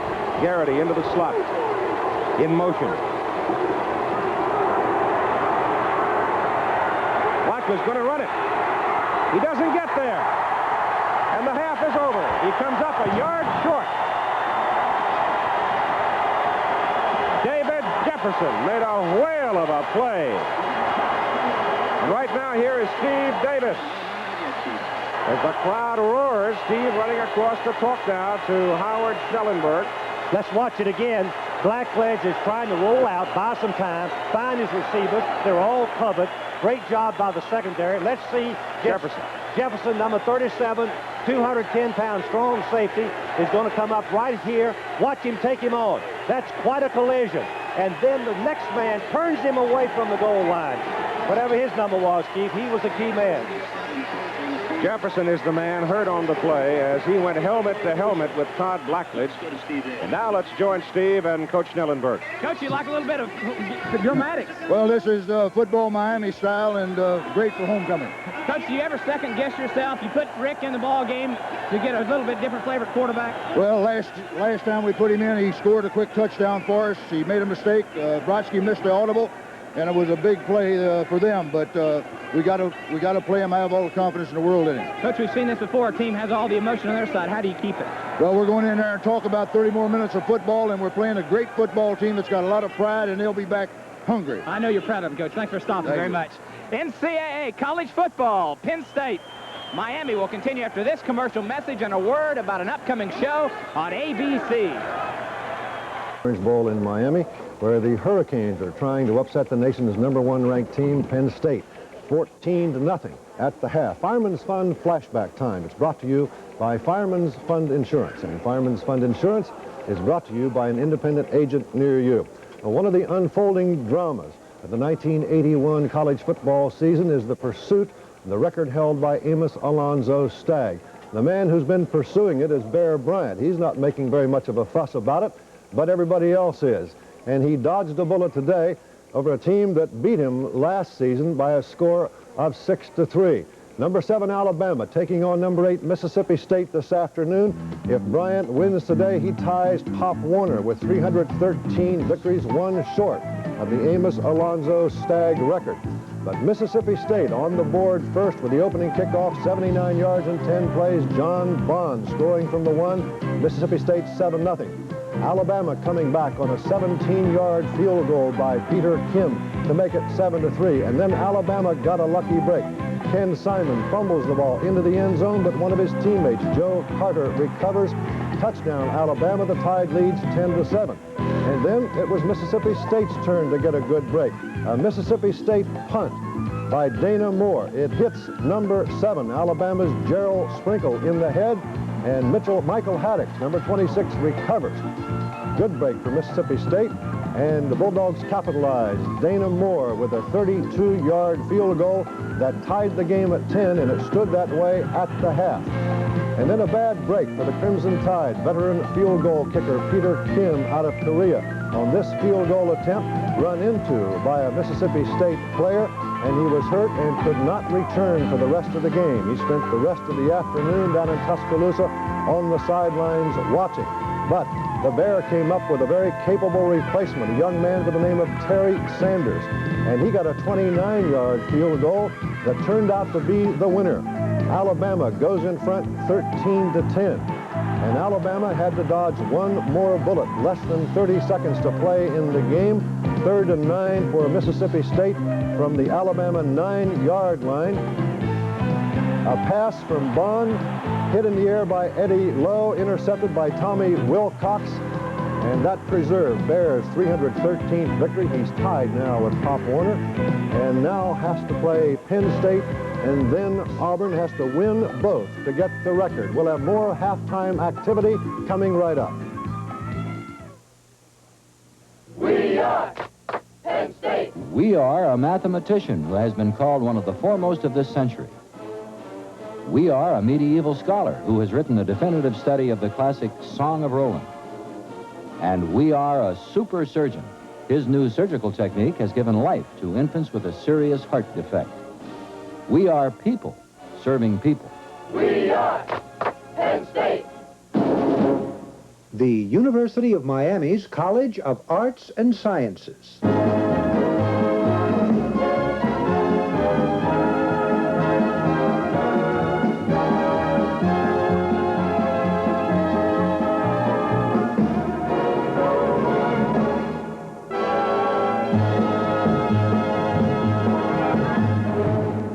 The University of Miami. You won't find a greater concern for excellence anywhere under the sun. We're at halftime at the Orange Bowl. A shocking score. Miami leading #1 Penn State 14-0. Time now for ABC News halftime report with Lynn Scherr. Miami 14-0 over Penn State at halftime. And this ABC sports presentation being brought to you by Napa and your local Napa Auto Parts store. When the name is Napa, the standard is quality. By Schlitz, the master brewer's brew. Just one taste and you'll know. Behind every Schlitz is a man who knows his beer. And by the smokeless tobaccos, Skoal, Copenhagen, and Happy Days, enjoyed by millions of guys for tobacco pleasure without smoking. Let's go now to some of the highlights of the first half as Miami leads 14-0. 2 field goals by Danny Miller to put him out in front 6-0. And now let's go to the playbook, Frank Brawls, for a diagram of the play that resulted in an 80-yard touchdown for Miami. The end, Brodsky is going to run straight down the field, and the strength of Jim Kelly's arm hits him right on the button, and it's an 80-yard touchdown play. Here it is on film. Brodsky is going to go in behind the seam pass, as we call it. It's a bullet right on the numbers on the outside, the toughest to defend against in college football. Brodsky catches it, and then he's going to sidestep Langford, number 12. He has the awareness, knowing that Langford's coming up. He breaks right inside of him, turns down the field, and his effort to get across the goal line shows the competitiveness of this young man, whose father is the backfield coach at Miami. Not the swiftest on the field. He runs about a 4.8 40, but is one of those youngsters that runs picture-perfect patterns and has the ability to catch it in a crowd, but he has that sense about him. Now, here is Kurt Warner, number 25, the great I-back for Penn State. On this play, he is caught behind the line of scrimmage, and he re-injures the hamstring pull in his left leg. Watch now as his feet will be locked behind him. Chicolo makes the tackle, locks his legs. Warner right there grabs the back of his left leg, and he left the game in a great deal of pain. A heavy, heavy loss for Penn State. There was a break, however. You can see the wind is gusting here. We got another rainstorm coming, I think. The break that Penn State got was when the snapper, Ronnie Harris, snapped the ball over LaBelle's head and gave Penn State an opportunity. Yes, and this is a tough break for Miami, but one thing that they showed after this play, the maturity and the courage of the defensive football team, because there were 2 occasions, one an intercepted pass earlier in this quarter, and in this particular play, as we see LaBelle trying to regain what yardage he had lost. But on the final play of the half, of course, Blackledge rolls out, and Miami defense turns them away empty again. Here's the play now. Blackledge rolls out. He's looking, and he doesn't find anybody. So as the longer he looked, the more it opened up in front of him until suddenly he appeared, well, I'll take a chance and I'll go for it. He gets away from one. Now watch, Jefferson comes up. The strong safety belts him And then another player, we couldn't get his number, came across and knocked him out of bounds, and Miami had turned away Penn State. And the Hurricanes are leading by a score of 14-0. Now a moment for the NCAA. Darren Nelson, Stanford University, All-America, one of the nation's premier running backs. Darren became the first college player in history to rush for 1,000 yards and catch 50 passes in a single season. Darren accomplished these impressive statistics twice in 1977 and 1978. College football is an important part of his life. Education also means a great deal to Darren Nelson. He's a young man planning for the future. The majority of athletes that I've been around are thinking of their college careers or whatever as a stepping stone to something after football.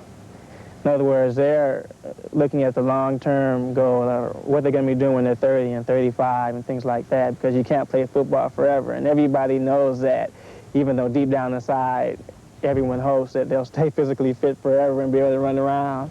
But we all know that that's not possible. I think society dictates that you have to go to college now if you want to get any kind of a decent job at all. You have to have a college career, and also you have to have some kind of work experience also. So it's really hard to just come right out of high school and expect to get a job that you'll really be happy with. America's energy is mind power. How long has it been since you kicked a winning field goal or matched wits with great coaches like Amos Alonzo Stagg or Newt Rockne? At the College Football Hall of Fame, you can do all these things and much more. It's the kind of place where there's as much to do as there is to see. So the next time you're near Cincinnati, make plans for your whole family to experience the College Football Hall of Fame, just 25 minutes north of Cincinnati on I-71 at Kings Island. These preceding messages have been brought to you by the NCAA. Here are your halftime statistics in our ball game with Miami leading 14-0. As we see that the big edge in passing, and that pretty much is the difference in the ball game at this point. Well, we've got 30 minutes to play. 14-0 Miami in the Orange Bowl, and the Hurricanes will kick off to the Nittany Lions to start the second half. Penn State will be working into the wind in the third quarter with the wind in the fourth quarter. And Jonathan Williams will go back as the deep man for Penn State. And Miller hits it, and the second half is underway. It's a high, deep kick way back in the end zone. It'll be Penn State's ball, first down at its own 20. We're assuming Williams is starting. You have to assume that it'll be John Williams at the I-back or tailback, since Kurt Warner left with obvious pain from re-pulling his hamstring. And the big guys up front should probably be the same as well. Konz, Munchak, Romano, Sean Farrell, Dave Laub, and Vito Cav. Eddie Jackson comes wide to the right. And we go with the second half.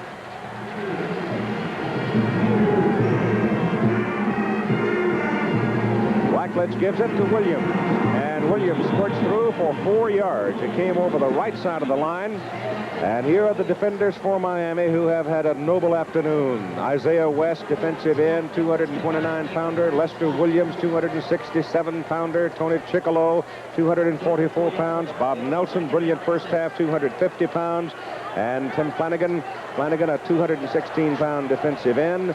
Linebackers, Nicholas, 232. Brown, 222. Second down and 6 for Penn State. Give the ball to Meade. And Meade, the fullback, gets it up to the 26 before Flanagan comes in along with Nelson to bring him down, and Chickalo.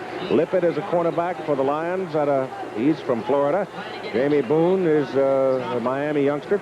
And David Jefferson, who had made that great play for the Hurricanes, stopping Penn State's effort, and Fred Marion, the other safety.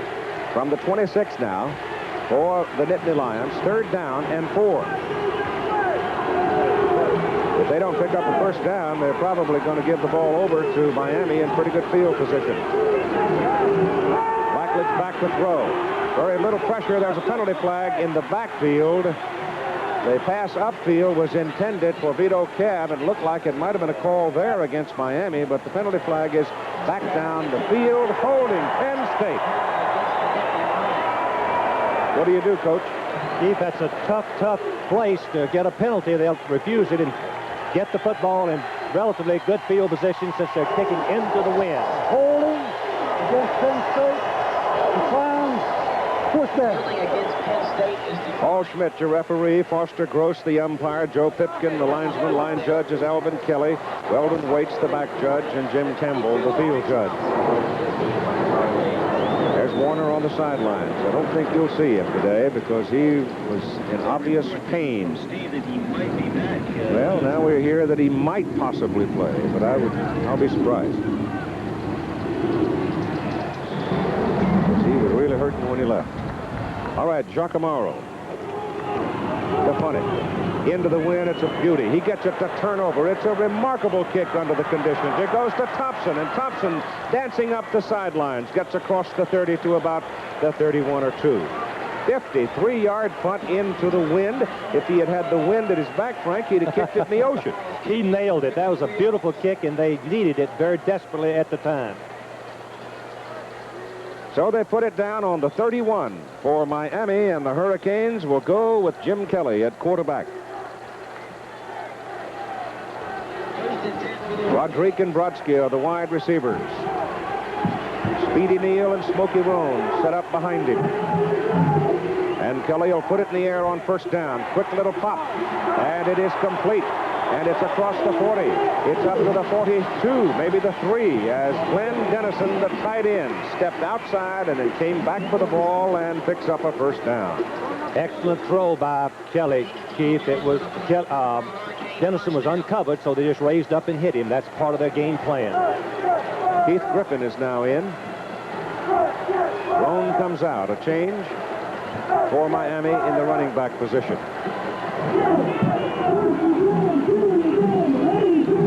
Kelly gives it to Griffin. Griffin paused, dancing a little bit, and he didn't get anything out of it. It looked like Kelly didn't want to give it to him. Well, I think that he was afraid to pitch it. He didn't see Griffin. Griffin is just a youngster in the ball game for the first time, and he didn't know where he was, and he wanted to be sure that he could get to him without the fumble. So that's your lineup, the play that was just run. The offensive backs and the wide people, and the offensive front for Miami. And it's second down and 10 from the 43. Goes to Roan back in the ball game, and Smokey runs into Leo Wisniewski, and down he goes. The defensive front, Rich D'Amico is the defensive end for Penn State. There's Big Leo, and Dave Ofer, the other big guy, and Walker Lee Ashley, who played last year as a linebacker. Chet Polavecchio not playing today. He has a very badly bruised leg. Ed Fritz, linebacker, and Matt Bradley, the other linebacker.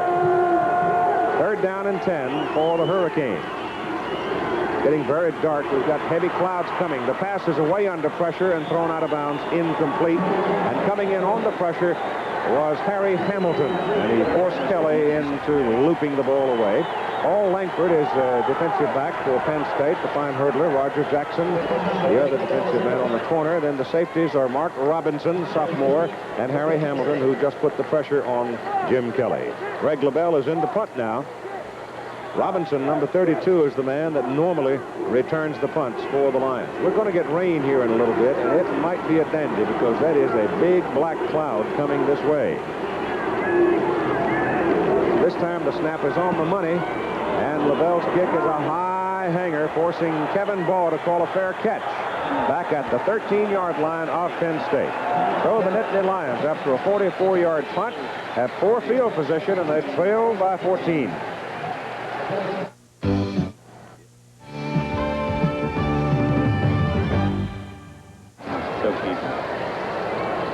You can see that big black cloud coming. It's coming with a rumble and full of water. All right, Penn State backed up on its 13, first down.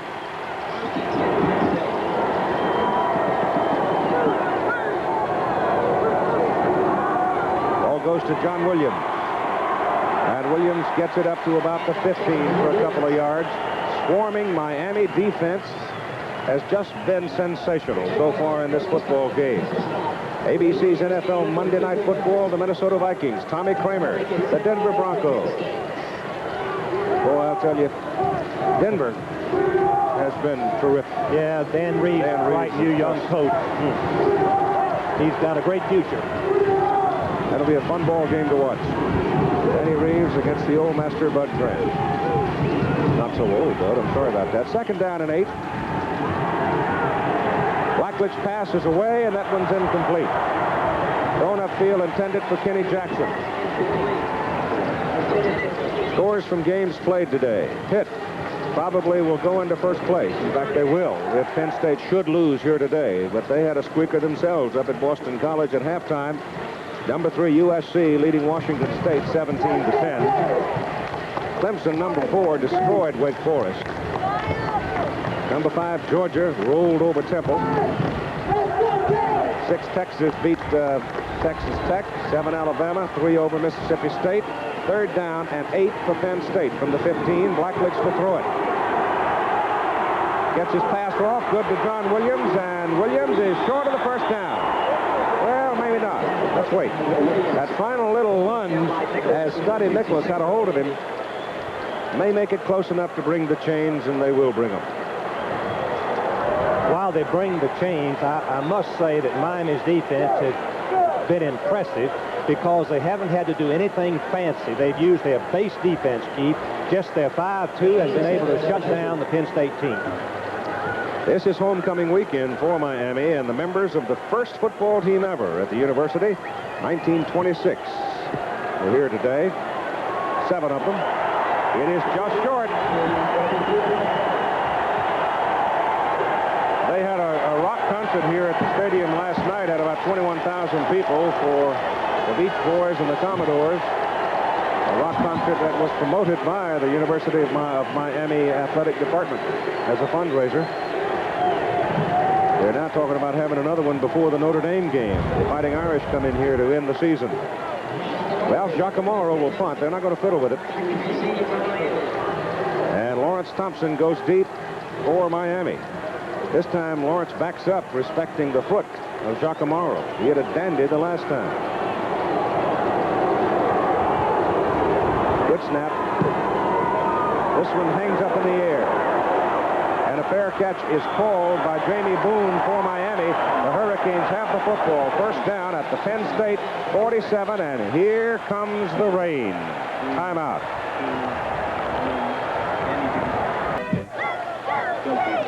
Well, that first sheet of rain that passed through had a hole behind it, and we're still waiting for the rest of it. But right now, the Hurricanes have possession of the ball at the Penn State 47. It's the first time they have had initial possession inside Penn State territory. And Kelly wants to go deep with it. He puts it up for Brodsky, and it is incomplete, almost intercepted, and you get a penalty flag on this one. That might be offensive interference. Keith, the pass receiver is to become the defender to prevent the interception, and that, you call it, I believe that's what happened. Brodsky trying to stop the interception. Yep. Let's watch it again. Remember, the ball is underthrown. This is the first deep pass that Kelly has underthrown, something that you try to avoid. Langford's coveting man for man. And now, once the play is about to be intercepted, Brodsky becomes the defender. It's his job to break up the pass. And he does it. But it's interference. I guess he touched him before the ball got there. He had pass interference against Miami. Takes a loss of down. 2nd down. Each man has, and when you see it, each man has what we call territorial rights. Either the offensive player or the defensive player has territorial rights. Right now, the ball is coming down, and I would say that Langford has territorial rights, and Brodsky's trying to strip him of the ball. On 2nd down and 25, Kelly gets his pass off, hit just as he delivers it, and it's out of bounds. Crashing in there to make life miserable was Rich D'Amico. There are some other scores for you as Ohio State scored late. Notre Dame rolled over Navy today. Most impressive outing of the season for the Fighting Irish right there. North Carolina hanging on over Maryland 17-10. The Tar Heels were upset last week by South Carolina. Wisconsin had a roll today against Northwestern. And Illinois beat Iowa 24-7. That really messes up that Big Ten now, doesn't it? Ohio State's in pretty good shape. That's offside against Wisniewski of Penn State. That's the 4th time that Leo's been nailed for that, trying to anticipate the count. Trying to get the jump and get a pass rush. That's normal sometimes. The defender wants to get a jump on the offensive man. And he is anticipating, as Steve said, the quarterback snap count.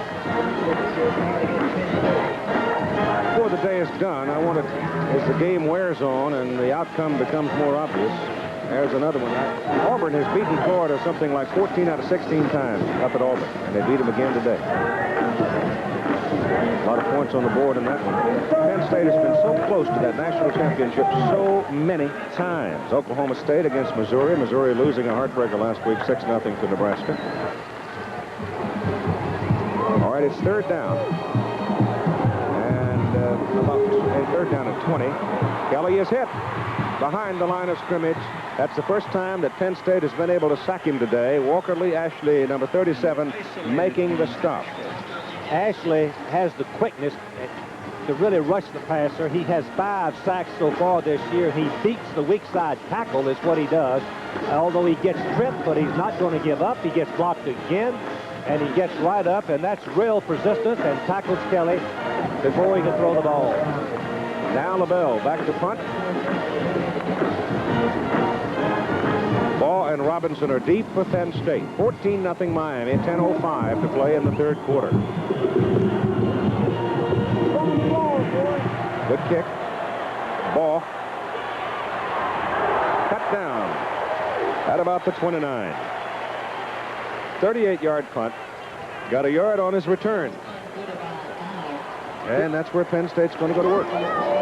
Keith, what we can expect from Penn State, I think, is a lot of play-action passes because they don't throw the drop-back pass like Miami does. It's very difficult to catch up with play-action passes. They do need a couple of big plays, don't they? Yes, that's what they're primarily interested in. Blackledge goes back on it, sets up and loops it downfield, and it is caught by Garrity. And Greg Garrity is out of bounds at the Miami 48. There's one of the big plays. You're going to see a perfectly thrown ball. Both quarterbacks have strong arms. As a simple fake to the tailback didn't fool anybody, but Garrity goes down and out in the seam. The ball is right on target for a big, big first down. 23 yards.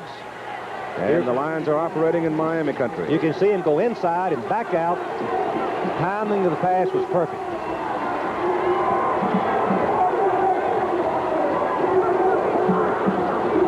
Give the ball to John Williams. He's to the 46 for 2. You know, Keith, we've read so much about Penn State's offensive line. It's supposed to be awesome, according to Tom Osborne, but they haven't been able to block the Miami defense. Hey, guys, Blue Devils, man. The Blue Devils of Chuck Howard beat my Georgia Tech alumni friends 38-24. ACC victory. Bet you Bill Curry wishes he had some of the Tech alumni play. They've had some great ones. Oh, the pressure's on. The screen pass set up for John Williams. Another Penn State first down as Williams fights his way to the 29. And Blackledge is down, hurt. Blackledge is hurt, is right. He really took a wallop under the pressure from the Hurricanes. Flanagan was coming like a runaway truck, and just as he released on the screen pass, hit him. It was a clean hit. 91, no. Let's watch. 91 at the top of the screen. See Flanagan there. Now Bob Nelson, number 91, hits him just as he's in the throwing motion. A very legal tackle. No, it's 90. It's Flanagan. Yeah, 90 Flanagan it is.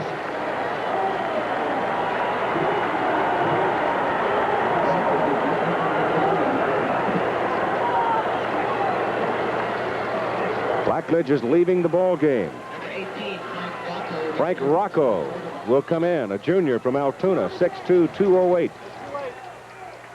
Blackledge was working his right shoulder as he left the field, but he really took a wallop from Flanagan. Rocco has completed 2 out of 6 passes this season. Jackson to the right. First down, Penn State at the Miami 29. Williams faked the reverse to Kenny Jackson, and Miami wouldn't buy it. They bring him down short of the line of scrimmage at the 30. Rodney Ballinger, little cornerback. He's only 5'9", 180 pounds, but he came up and popped him, and Blackledge comes back. Miami won't be fooled. They're playing solid defense, not guessing, just playing their positions, good technique. Clock running at 8:10 to play in the third quarter. Miami leading 14-0 over number 1 ranked Penn State.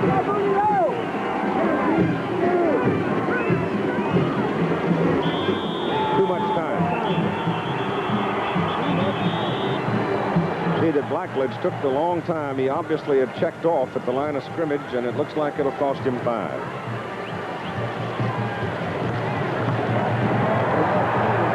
That's 7 penalties on Penn State, all for 5 yards. You've just joined us. Penn State had 2 scoring opportunities and didn't cash in on either one of them. Now they're back for the third down.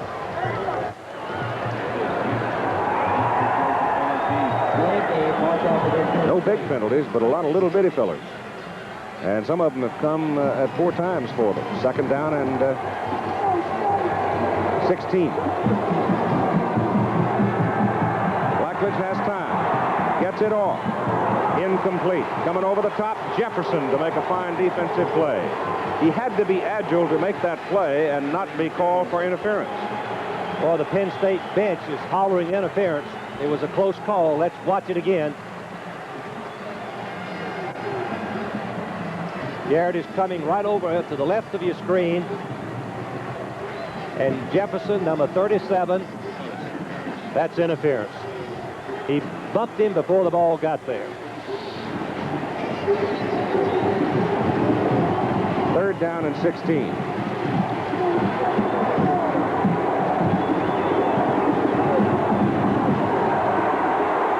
Goes deep.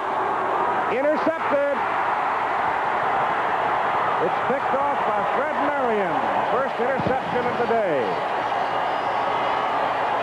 He got it up in the wind and it hung. He was trying to get the ball to McCluskey, and he couldn't do it. See the ball hang on him, and it's picked off by Marion. 7:31 to go in the third quarter. Timeout. Marion's 5th interception. Big time to jail. What's happening? Know you about it? 29-yard line of Miami. First down. And Jim Kelly comes out, sets him up. Delk is wide to the left.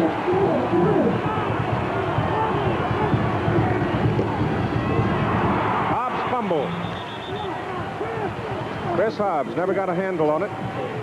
And he's dropped back on the 24 for a loss of 5. Walker Lee Ashley covered him.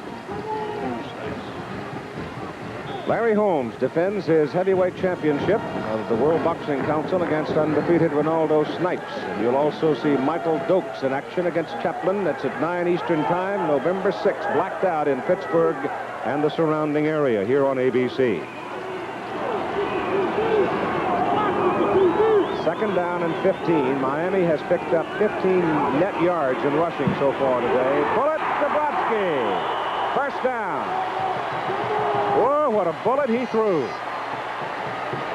Let's watch it again. It's a slant-in pass, and I thought Trich deflected the ball, number 61. Let's see if he does.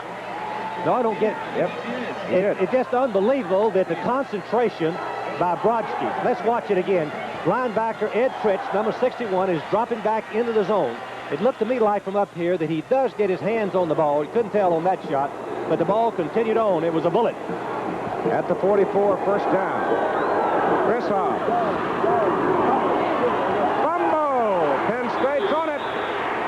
Lions have the ball. Number 32, Mark Robinson. The man that knocked it loose was Leo Wisniewski. And so the Hurricanes turn it over. That's the first fumble and the second turnover. Watch Hobbs is changing the ball. He doesn't even have it tucked away. Now he's got it on the wrong hand. He's got the ball on the hand towards traffic. And that's what caused the fumble. He should tuck the ball away on his outside arm. Has a tough break, but it's a mistake on Miami's part. Miami calls timeout. The defensive unit asked for timeout. I think they might have been a man short. They were. So they are charged with a timeout. 6 minutes and 22 seconds to play in the third quarter, leading in the ball game by a score of 14-0. Penn State has the ball. First down, just short of the Miami 40, and here's how Penn State got a hold of the ball. For you young backs, Hobbs has got the ball under his right arm, in towards traffic. Then he pulls it loose, which you should never do. But instead of tucking it in his left arm away from traffic, he keeps it in his right arm and is stripped free by Penn State player. And Robinson, number 32, picks it up and gives Penn State a big break and a chance to get back in the ball game. Miami coming into this game against top-ranked Penn State is number 19. The Hurricanes have ranked in the top 10 only one time since they started playing football in 1926. That was in 1966 when they were 9th in the Associated Press and 10th in the United Press International Coaches Poll. That was the year that Charlie Tate went 8-2-1 and beat Virginia Tech 14-7 in the Liberty Bowl. So they are hungry for national, as Howard Schellenberger put it, national credibility. First down for Penn State. And Blackledge has time. He throws deep on the sidelines. It is no good. Out of bounds to John Williams. Came down out of bounds. Big play. Johnny couldn't stay inside. Well, I think it's the fault of Blackledge. He leads him a little bit too close to the boundary. You can see Williams, number 44, is wide open.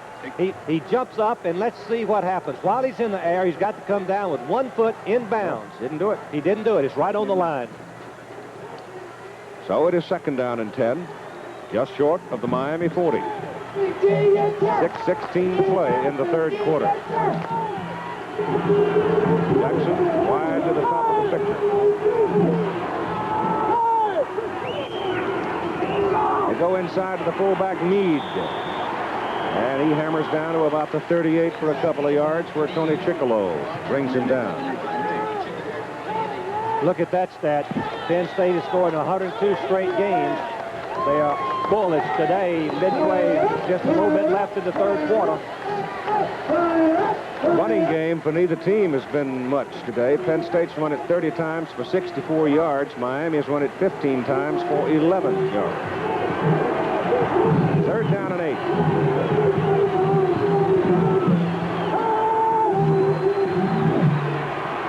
Short to Williams. And John Williams is caught short of the first down. Again, quick reaction. Greg Brown, number 93, coming up in a hurry. All Williams had to do was get another yard or two. He didn't know where the first down marker was, but Paterno has got to go for it. He has no chance. Now the rain's coming again, Frank. Look at that. Just waves of it. We've had squalls practically all day, off and on, since early this morning.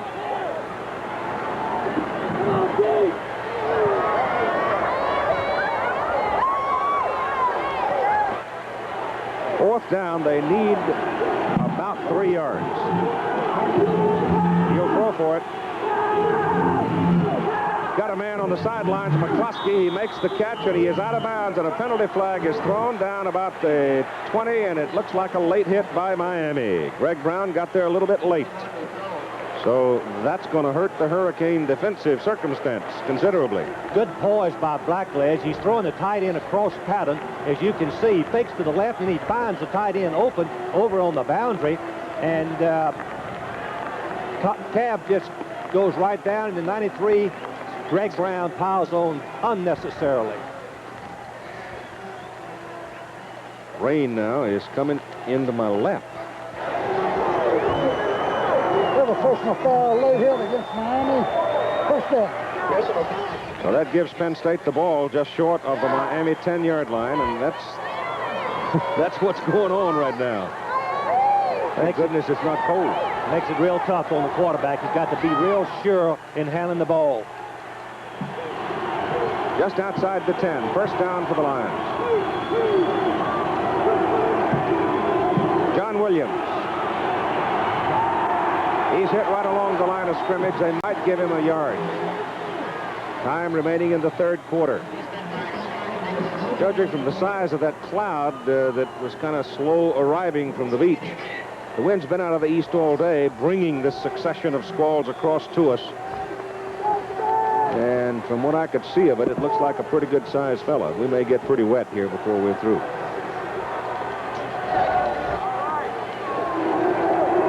Ball is still just short of the 10. Second down. Blackledge throws it. Pass is caught by Vito Cab, the tight end, and he goes down around where they put it, the 7-yard line. So he picked up about 3.5. Joe Paterno got a tough decision coming up. This is the 4th scoring threat that Penn State has had in the ball game, and they haven't cashed in on any of them. McCluskey comes back into the lineup for Penn State. Blackledge is now 17 out of 27 for 202 yards. Garrity goes out. So he's put his big guys in there, McCluskey and Cab, a double tight end with Jackson flanked out, and now they move the tailback, Williams, up into a slot. And here's Blackledge looking and throwing, and it is incomplete. And it is 4th down. Cab was the man that he was trying to lob it to, but Fred Marion, who's 6'3", 195, went right up there with him. I'm not sure that's too well a conceived play right there, Keith. Blackledge just stopped back, and he had to go through all the traffic, and he's well covered, as you can see. Just a tight end going right down the middle. Doesn't have much chance of getting open, to me at least. And you can see Marion and Jefferson, the two safety men, are right there. Look at Marion jump with the tight end. All right, the field goal try from Brian Franco. He has missed from 52, 47, and 21. He's going into the wind on the 2 of the 3 misses. He's going into the wind and the rain on this one. It's from 23 yards. Rakowski will hold it. And he got a 5-yard penalty, delay of the game. So that's going to back him up to a 28-yarder. Strategy, Keith, and you're 3 points here when you're down like 14. I know a lot of people would question the strategy of going for 3 at this time. I think Joe feels like he's got to get something on the scoreboard. He's been down. This is the 4th time, come away 3 times without any points. Flag, we reset the down for a dry ball. He's gambling that he can score 2 more touchdowns in this game. They just asked for a dry ball there. That's what they were looking for. All right. The hold is good. The kick is up. He missed it. Ball sailed away to the left. He got it way up in the air, and the ball sails left of the upright. And once again, Penn State comes away frustrated and empty. 3:02 to play in the third quarter in a howling rainstorm at the Orange Bowl. Well, it seems to be one of those days for Brian Franco. He's missed 4 times today. Admittedly now, it's in tough circumstances, each one of them. But nonetheless, he doesn't like it.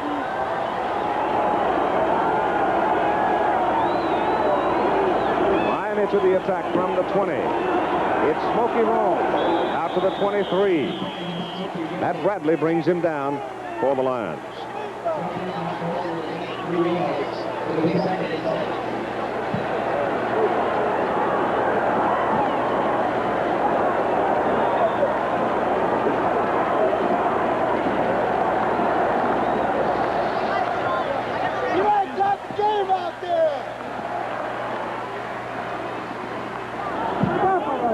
Second down and 7. Rain just sweeping across the Orange Bowl. Go to Roan again. Smokey Roan is up across the 25 to the 27. Now let's spend a moment with Dave Dials.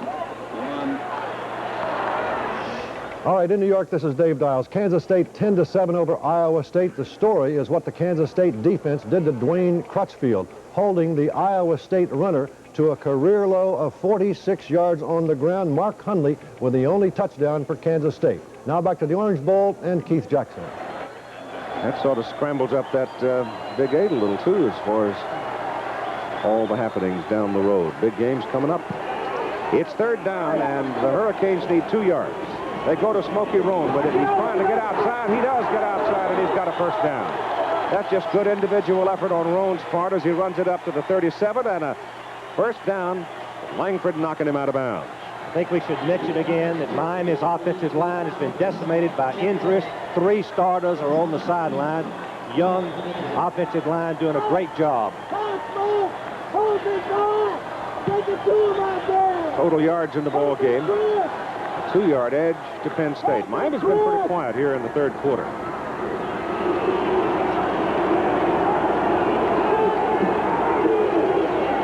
Give the ball to Roan again, and again he gets outside, slides down. He was trying to cut back against the defensive flow of Penn State and had a crease, but lost his footing.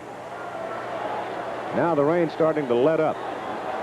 They can dry this thing off pretty fast. They have, as I told you, the pumps underneath and the pipes laid out underneath what is called prescription turf, and they can suck the water out rather quickly. The field was in quite good condition when the game started today, despite the fact that we had had rain twice earlier in the day.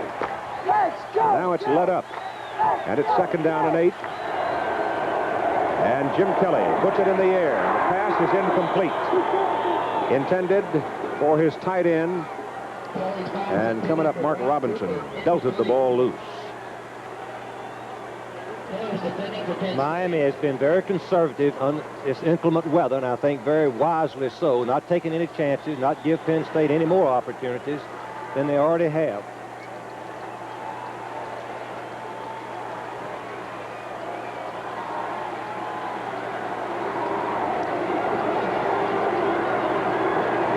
Third down and 8. Mark Cooper is number 85, your tight end. He's still in there. Here's a rollout by Kelly, the quarterback. He's not too fleet of foot. And they get him short of the first down. So Miami now will have to punt it. As this rainstorm has passed, the wind has also let up. On College Football 81 tomorrow with Bill Fleming, those are games in which Bill will have highlights for you, including this one, North Carolina, Maryland, Michigan, Minnesota, and the big one out on the Pac-10, Washington State and USC, being played right now in the Coliseum.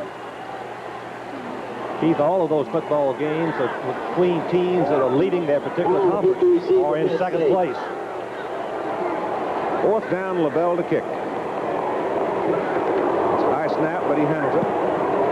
And gets off pretty good kick. He forces Kevin Baugh to come across the field, and it takes a Miami bounce. Dead on the 1. Dead on the 1. A 57-yard punt. Down by Greg Zappala.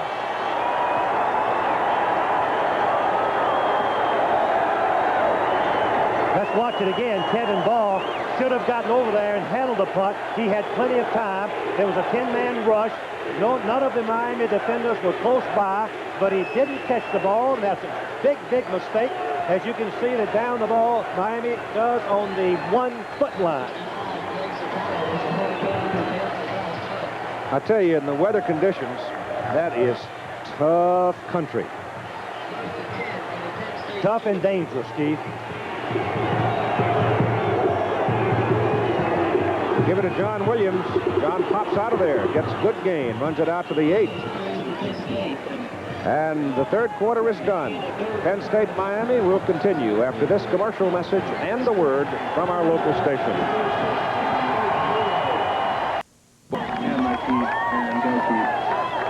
We'll go to the final quarter of play, where it is 2nd down and 3 for Penn State. The football at their own 8. And Miami leading 14-0 over the #1 team in the country. 2nd down. Goes to John Williams. Spins off one tackler, bangs up across the 10, and he is short of the first down by a yard.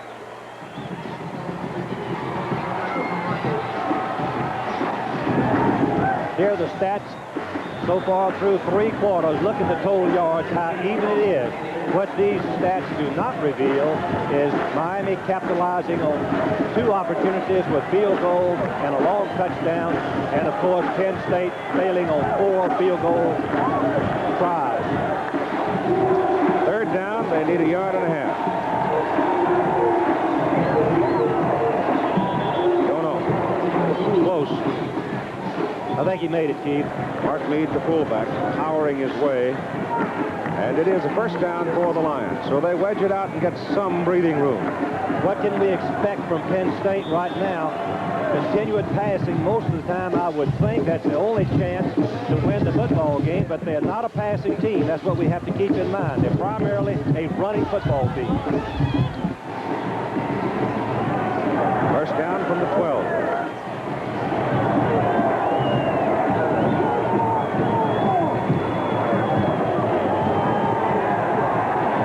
Big drop, screen pass. Williams is hit. Football comes loose. Miami's got the ball. I think, hold on a second. It is Miami's ball. Tony Piccolo bangs in there and recovers the ball. The middle guard, number 71. What a great effort. All of the Miami team made. Looked like the wall was set up for a big gain. As 66, Scott Nicholas turns it back to the inside. His own man knocked it out. Piccolo recovered it. I believe that his Penn State's own player knocked the ball loose from Meade, from Williams, excuse me. But anyway, it's another opportunity for Miami. At the Penn State 15, first down for the Hurricane. And they give the ball off to Rush. And he just gets in behind the line and keeps on trucking. Goes down to the 10. Let's look at the fumble. It was a screen pass. Williams is coming all to the outside. 53 knocks the ball right out of his Williams' hands. Jim That's Romano, Jim Romano, the center.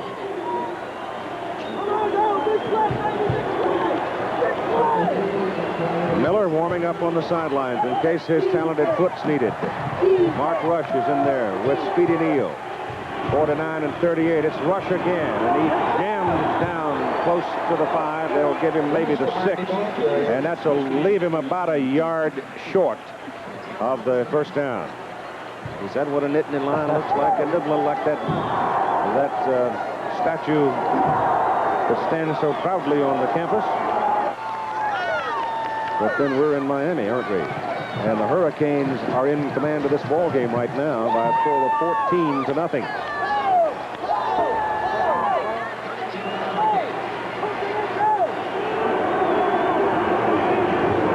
Neal, the fullback, and he won't get there.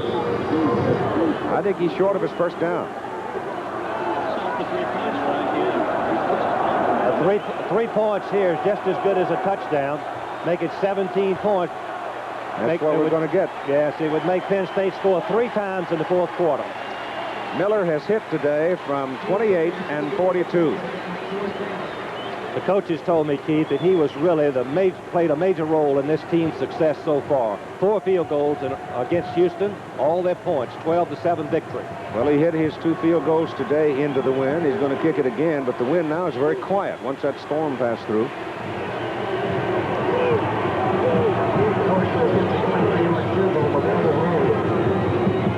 It's up. It is good. He kicked it a mile. And with 11 minutes and 21 seconds to play in the football game, Miami leads Penn State 17-0. High-flying doubleheader action on NCAA college football next Saturday on ABC. Well, I'll tell you, the student section over there is standing as one. They are delighted with circumstances, wet though they may be. Their team leading 17-0, and Miller's going to kick it off now with John Williams. Remember, Kurt Warner was hurt back in the second quarter, re-injured, re-pulled the hamstring, had to leave the game. We've not seen him since. But prior to his leaving, Kurt wasn't doing much because the Miami defense has just absolutely been unyielding. And they had to be. That kick goes into the wind, and it goes deep into the end zone. That Miller has some kind of a foot. When he hits that ball, he has so much velocity going for him.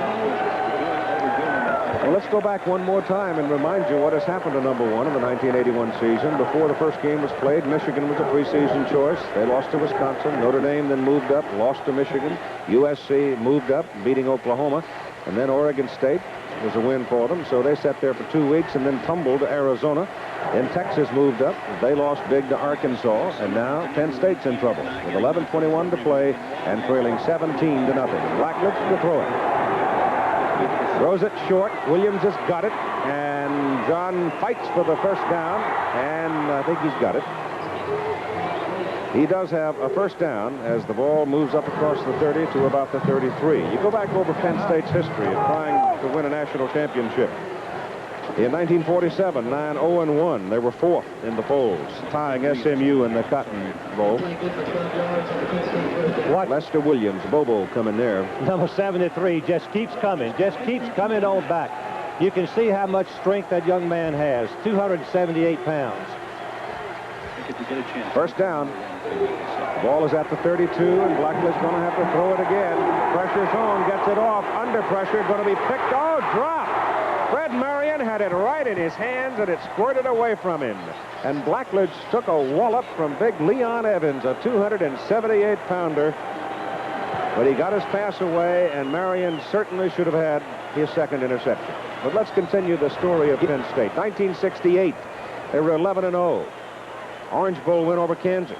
They were second in the polls to Ohio State. 1969, 11-0. Beat Missouri in the Orange Bowl. Second to Texas in the polls. 1971, lost the final game to Tennessee. Ranked 5th. 1973, 12-0. Won the Orange Bowl, ranked 5th. And then, of course, in 77 and 78, 11-1. And ranked 5th and 4th. Have never quite been able to get number 1 when it really counted at the end of the season. Keith, I know all the football fans wonder as we look at Joe Paterno, what's happening in college football, where the number 1 team could get knocked off 5 times, possibly 5 times this season. In my opinion, it's the fact that we have good passes. Passing is the great equalizer. When a good football team, number 1 rank, comes in against a team that can throw the football, anything can happen, and that's exactly what's taking place here today. There's good passing all through college football. And very imaginative defense. Blackledge to throw. On 3rd down, completes the pass to Garrity, and Garrity's got a first down at the Penn State, just short of midfield. He's just short of midfield. The Miami secondary are now giving a much bigger cushion, a very discreet cushion. They don't want to get beat behind. You can see how wide open Garrity, number 19, is. The ball is right on the mark. He cradles it in for another Penn State first down. It's 66. Nicholas brings him to the ground. Blackledge now 20 out of 32 for 231 yards and 1 interception. And, of course, Keith, the number 1 team is not any real true number 1 team, in my opinion. There's so many good football teams that on any given day, anybody can upset another football team in college. There's Blackledge and Kelly. Their passing marks for the day. First down, Penn State at midfield. Blackledge gets it off over the middle, and it is incomplete. Intended for Garrity. He had double coverage. Blackledge should not have thrown that one. He had a short receiver open, but he went deep trying to get the long gain up. Marion was right there. The rain is back. Torrents of it. And this makes it tough, Keith, on the throwing of Blackledge, trying to come from behind in a rain like this. Difficult.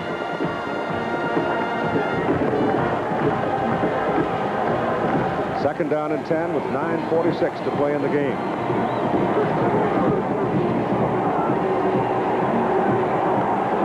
Over the middle, incomplete, intended for Kevin Ball.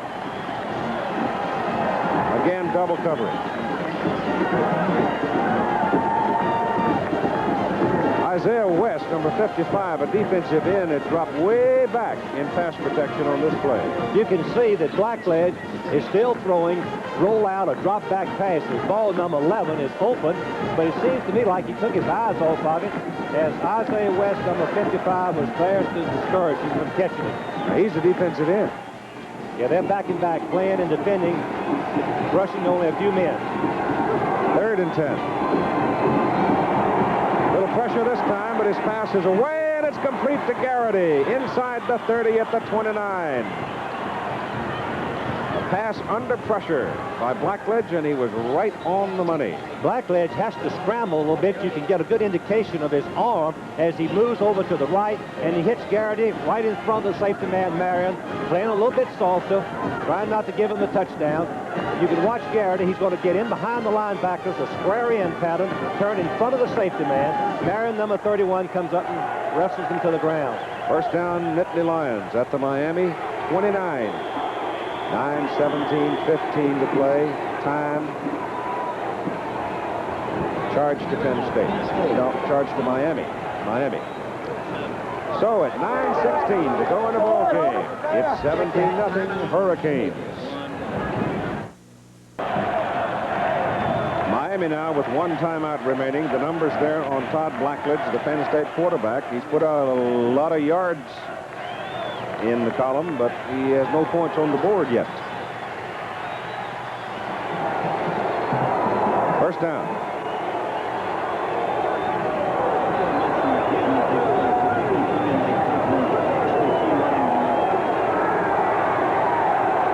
Looks for Garrity, goes to him, hits him.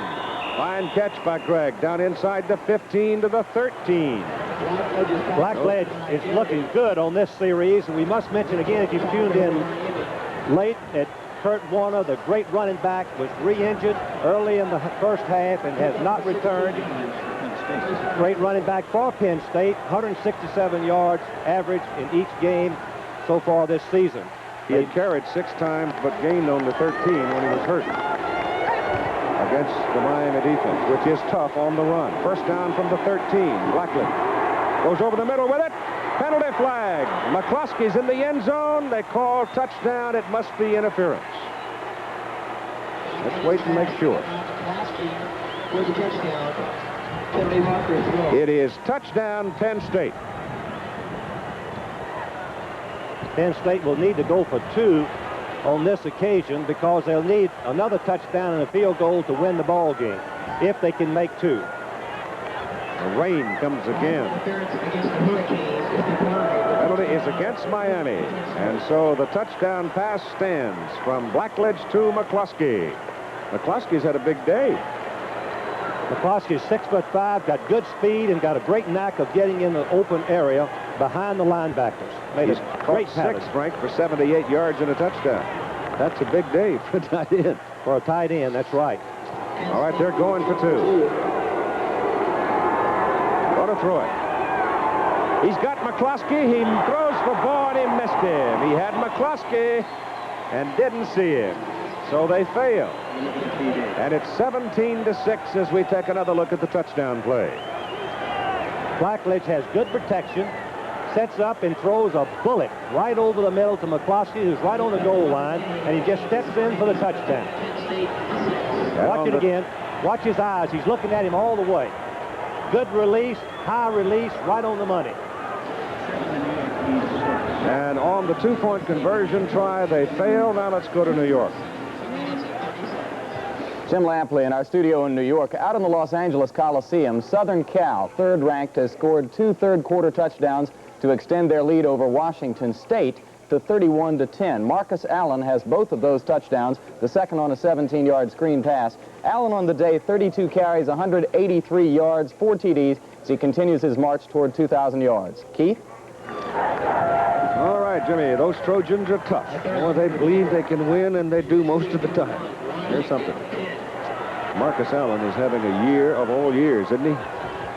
Miami is expected an onside kick. 17-6 here. Number 1 Penn State still in trouble at 8:51 to play in the ball game. They don't get it. He hits it into the end zone. They'll let it go. It'll be Miami's ball. First down at the 20. Now Miami's offense, which has been quiet in the second half, is going to have to give the defensive team some time to catch its breath. They've been very conservative in the rain with the lead. They haven't been taking any chances, little short passes, trying to keep the ball, keep possession of the football, running the ball more than they have in the first half. Rain again pelting down as you see the numbers on the scoring drive by the Nittany Lions. Miami is working into the rain and the wind. Stay on the ground to Smokey Roan, trying to get outside. Does get outside, gets good yardage on it, about 7 of them, before he is tumbled out of bounds. Mark Robinson knocked him out. That number 32 that Mark Robinson wears was worn by a tough football player at Penn State, Matt Suey. Remember him? Yes, I do. Great fullback. As we looked at Joe Paterno, he's got a helpless feeling. I know, what can he do? He's saying to himself, what can I do to fire my team up, get something done? It's a helpless feeling to be in. 2nd down and a short 3 for Miami. They give to the fullback, Speedy Neal, and he gets 1. So they'll be looking at 3rd and 2. You can be sure that the quarterback in the huddle is saying, hey, hold on to that football, protect it at all costs. Whatever you do, don't worry about the yards as much as you do the football. The wind is again whistling through the open end of the stadium. It opens to the east end, and that's exactly where the wind and rain is coming from. 3rd and 2.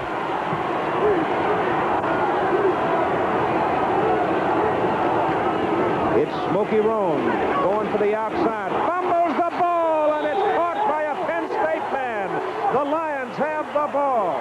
He took a wallop, and the ball flies up in the air. Robinson hit him, and Langford caught it. One thing we just talked about, protect the football. Let's see what happens. Watch Robinson, 32. Roan is coming across. 32, Robinson, just a great football player. The safety man, the ball goes right up in the air. Look at the acrobatic catch of Langford, number 12. And Penn State's in business at the Miami 27. Didn't have the ball tucked away.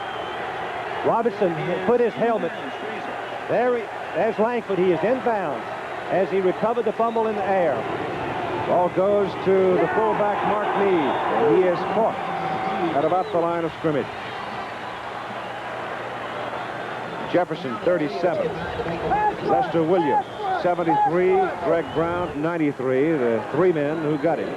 This Miami defense has been nothing short of sensational. 5 scoring opportunities for Penn State. They cashed in only 1 and show only 6 points. Miami defense has been on the field for most of the second half, though.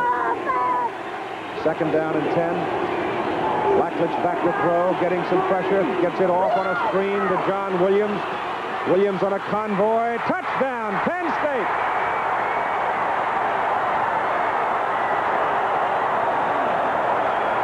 Sean Farrell and Jim Romano escorted Williams into the open, and he takes it in.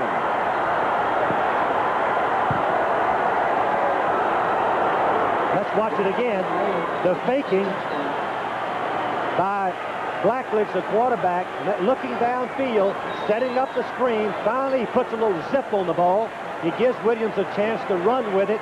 Good brought by Romano and Farrell as Williams uses his running ability and goes into the end zone. They've got to go for 2 once again.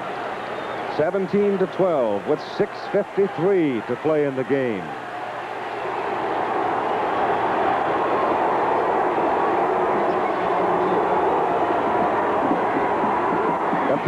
Is good. Caught by Kenny Jackson. And it's 17-14. And the Lions do not quit. Here's Jackson catching the ball on the 2-point play right in front of Boone. Timeout.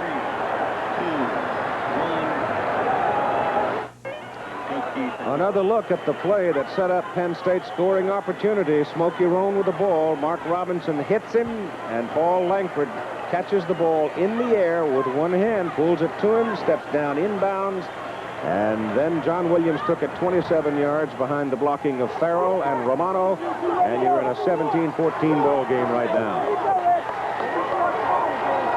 There's plenty of time left for Penn State to get another score. Miami's going to have to open up this series. That'll be in the end zone. Out of the end zone. So it'll be Miami. First down at its own 20, and they have got now to get some offensive movement. We'll run down the scores for you. I don't think we're going to have time for a scoreboard show, so you can check them as they go by. You see, Pitt had trouble today, and USC number 3 is winning big over Washington State out in Los Angeles. But the point scoring of the day went to Clemson. Alabama was a winner. Nebraska a winner, having to come from behind. All right, Brodsky and Rodrigue, who have been quiet in the whole second half. Kelly sets him up first down at the 20. Miami led 17-0. Now they've got a problem as Rush comes out of the backfield. Mark Rush to make the pass reception up on the 27, so they go back to the first down pass. This is what they do best, throw on first down. They have been very quiet because of the lead and the weather. And maybe they sat on it a little bit too long, Keith, unless they make something happen right on this possession. The rain has stopped for the moment. Kelly hands it off. Nothing there on the ground. Nothing. Chris Hobbs carried it. It's amazing how the passing teams have so much difficulty on short yardage. Now it's 3rd and short, and they'll have to throw the ball. I don't believe they can make it run it.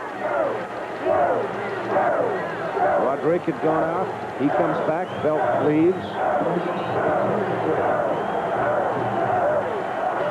Big play here, Frank. 3rd and 3. Goes short to Hobbs. Hobbs has got a first down. He gets it up to the 37, 38-yard line. First down, Miami. Boy, that was a clutch call simply because it's a relatively safe screen pass. As you see, Kelly set up in the pocket, drop back, drift towards the screen man, so it's just a short pass. And then they run right down the field and make the first down. Number 33, Chris Hobbs. Ball is at the 38 of Miami. That's the first down in this quarter and only the 3rd in this half for the Hurricane offense. You've got to keep it up. Give the ball to Mark Rush. He's hit behind the line of scrimmage by Mark Robinson, coming up from the safety position. Can you believe that? They had the safety blitz, and it was timed perfectly. Number 32, Robinson, tackled the draw play for a 3-yard loss. The clock running at 4:55 to play in the ball game. 17-14, Miami leads. Penn State scoring twice here in the 4th quarter. 2nd down, 3. No, 2nd down and 13. And there's another mistake by the Hurricane. Down goes Kelly, all the way back inside the 30. They'll put him on the 27. Keith, this is really getting tight. Now Kelly has 3rd and long yardage. Dangerous to throw down the field in this particular situation. Probably throw a deep out to the outside using the strength of his arm. The wind is a factor. Washington jumping on Stanford out on the West Coast. The Huskies still in the hunt out there. 3rd down. They need about 19. They run it. Rush. You can hear the hitting. Well short of the first down, obviously. And now Miami will have to punt the ball away with 3:50 to play in the ball game. Boy, is there some hitting. Penn State is fired up now. They have every right to be. The national ranking, number 1 on the line. Missed scoring opportunities have kept them from being ahead in this football game. Got 10 men up on the line of scrimmage. And Kevin Bordeep. Now Miami's got to snap it correctly and give LaBelle a chance to punt it. 3:20 to play in the game. Good snap. Kick is away, not too long. Takes a Miami bounce. Rolls inside the 30. Rolls dead at the 27, where Penn State has it first down, trailing by 3.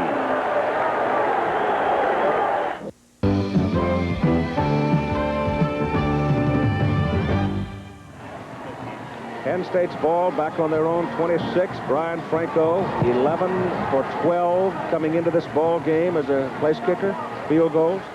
He's missed 4 times today.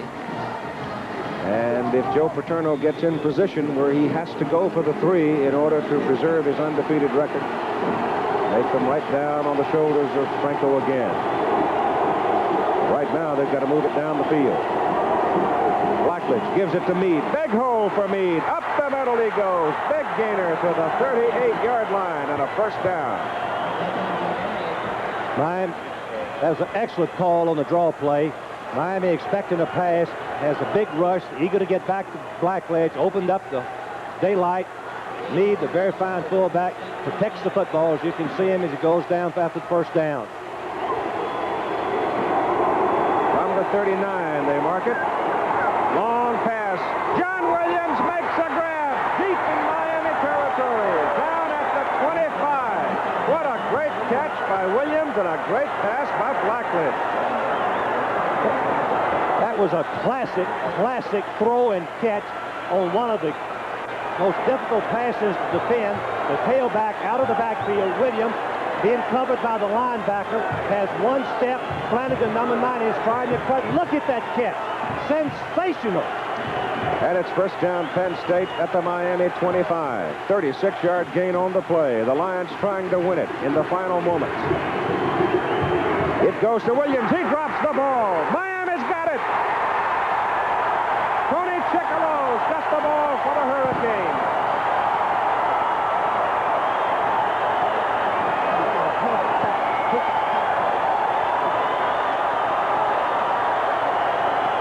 Looked like a little sandlot action going there, didn't it? Yes, it was, Chief. The tailback was going to hand the ball back to the quarterback. That was not the time to run a tricky play. When they had the momentum, they didn't have to resort to a gadget. You're going to watch the pitch back. He's going to try to hand the ball to Blackledge, but it... Well, maybe not. I'm not sure he was. I'm not sure that he was. I may be wrong on that. That's what it looked like, but I believe I'm wrong. Stand corrected. Got away, and Miami has it on the 27. They give it to Mark Rush, and Rush runs it over the right side. He's across the 30 to the 32. 4 yards. Timeout. Penn State.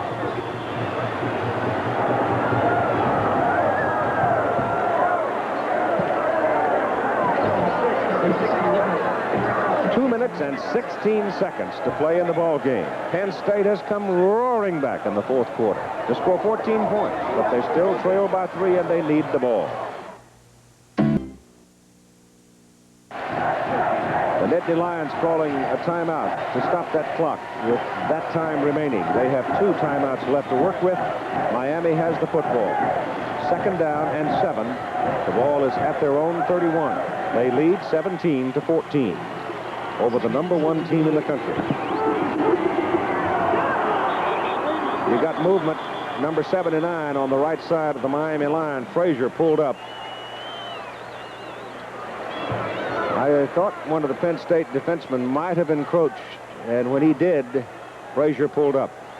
Let's see how the call goes. Matt Bradley, I think, stuck his head in there. We're going to have a long discussion because that is one of the most complicated calls that we have to fully understand. I'm going to offset. Procedure here, procedure there. What happened? Bradley stepped in there, and when he did, Frazier stood up. So they offset, they'll do it again. If the defense doesn't make contact, they have the privilege of breaking the neutral zone, but getting back before the snap. The offense has to stay quiet. Frazier did not.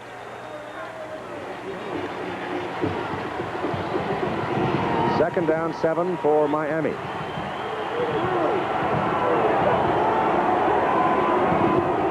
They're staying on the ground, and they're not getting much. But they've got the clock running. And the clock is rolling along.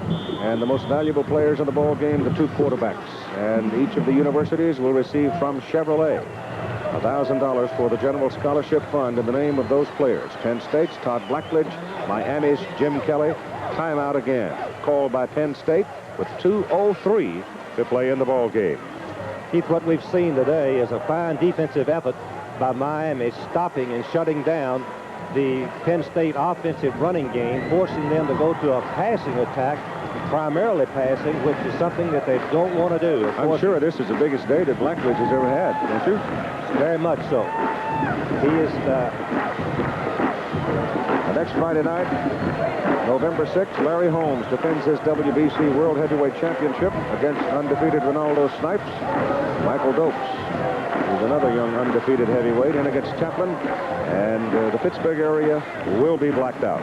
You'll see it here on ABC, 9 Eastern Time. Blackledge today is 25 out of 39 for 345 yards, 2 touchdowns, 1 interception in this half. 8 out of 11 for 146 yards and the 2 scores. So there are the numbers on the 2. 3rd down and 3. The quarterback, Kelly, and he didn't make it.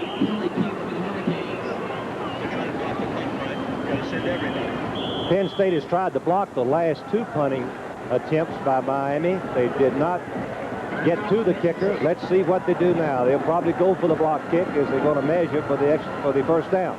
No, Penn State's called time. They have no timeouts remaining.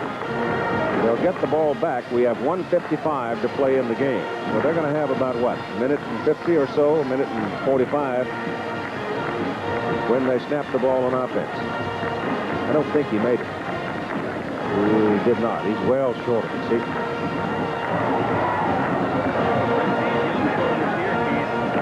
So number 14 is going to get one more shot at it. And look at those numbers. He's proven that he can be a passing quarterback under adverse circumstances. Now the center, all of Miami's hopes rest in a good snap, and the kicker catching it and getting it airborne. The wind is not too brisk right now. Very mild little breeze compared to what we have had at times in this ball game. Miami and Baltimore play here tomorrow. The stadium crew's going to have a little work to do. Once again, Penn State has 10 defensive men up on the line of scrimmage, hoping that if there is a bad snap, they will be close enough to at least get a piece of the football. Don't anybody go outside. Some sage advice. Don't anybody go offside. Well, they're bunched up, and they're going to go.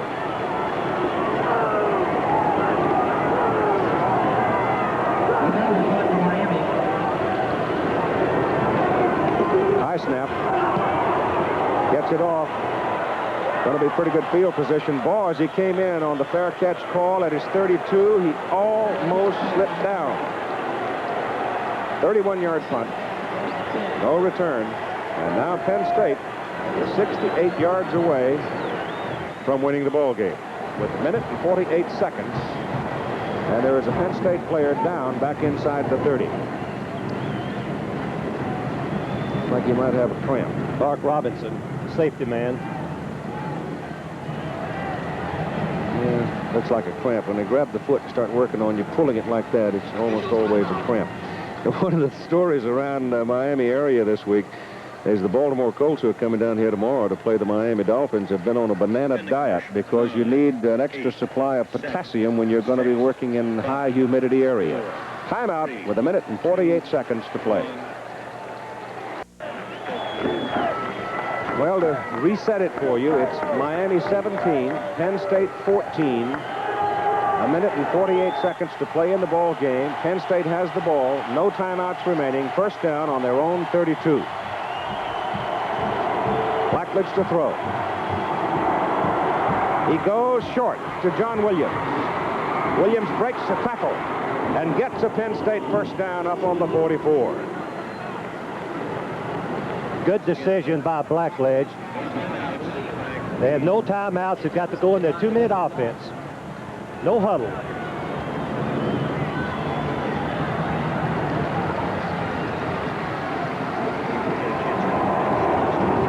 Minute and a half to play. Blackledge, no pressure. Now gets it off over the middle. It's tipped, it's intercepted. Intercepted by Marion. Tipped by Zappala.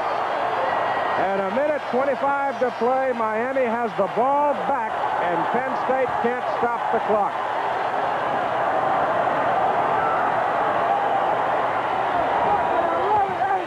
We beat it. We beat the score.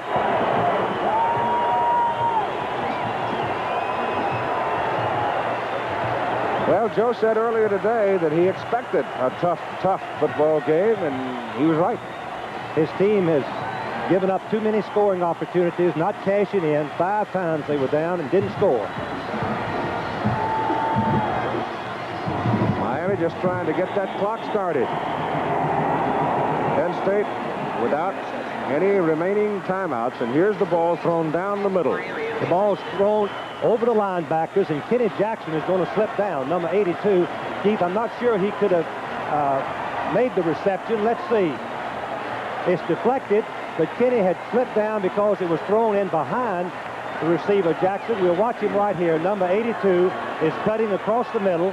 The ball is thrown behind him, deflected by the linebacker as he's working his way, and he slips on the wet turf.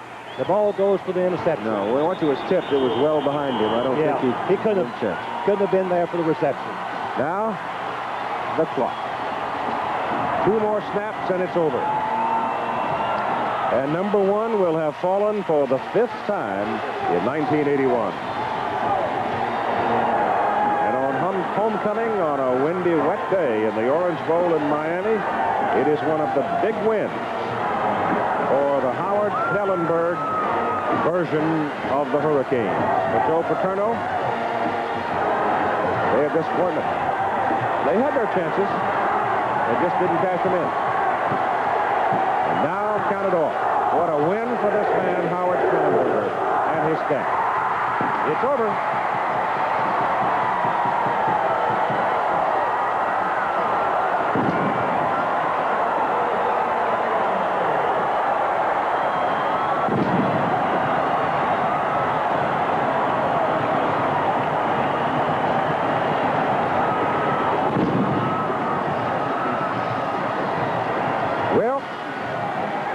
Number 1 has fallen again. The final score, Miami 17, Penn State 14. Miami goes on, Penn State goes on. At the end of the schedule for Penn State is the team that seems sure to be number 1 this week, Pittsburgh. That might be quite a scuffle.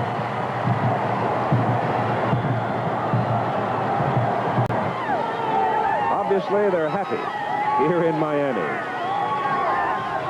Obviously, they're disappointed across the state of Pennsylvania and throughout the country where Penn Staters live and work, as their team had opportunities enough to win the football game, but just simply couldn't do it. And Kurt Warner, re-pulling the hamstring, took away from the Nittany Lions one of their prime offensive weapons.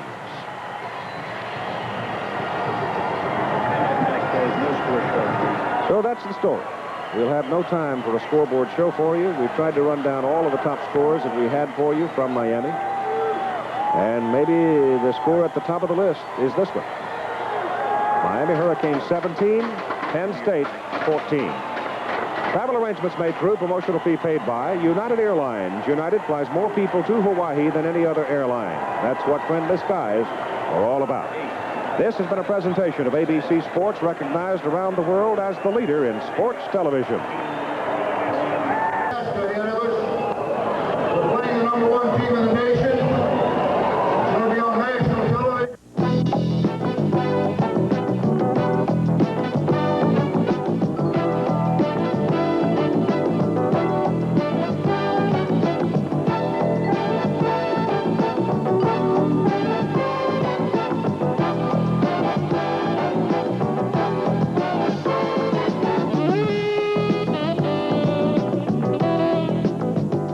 Schnellenberger Show, brought to you in part by Sears Roebuck & Company, the store where America shops for value.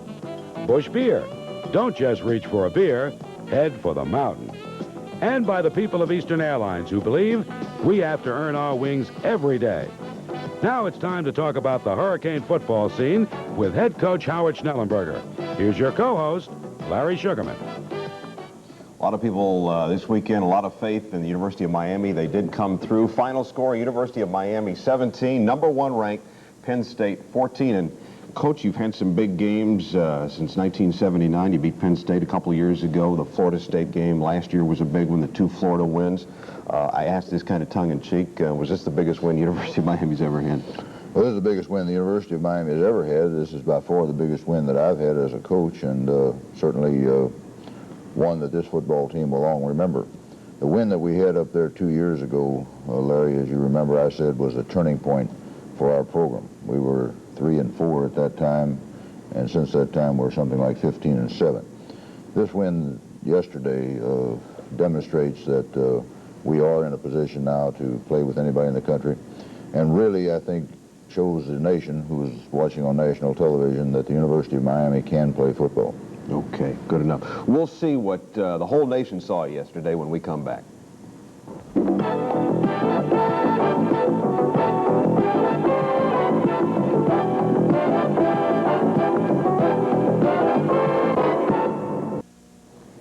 Rainy day in the Orange Bowl yesterday. Let's get right into those first half highlights and take a look at what happened out there.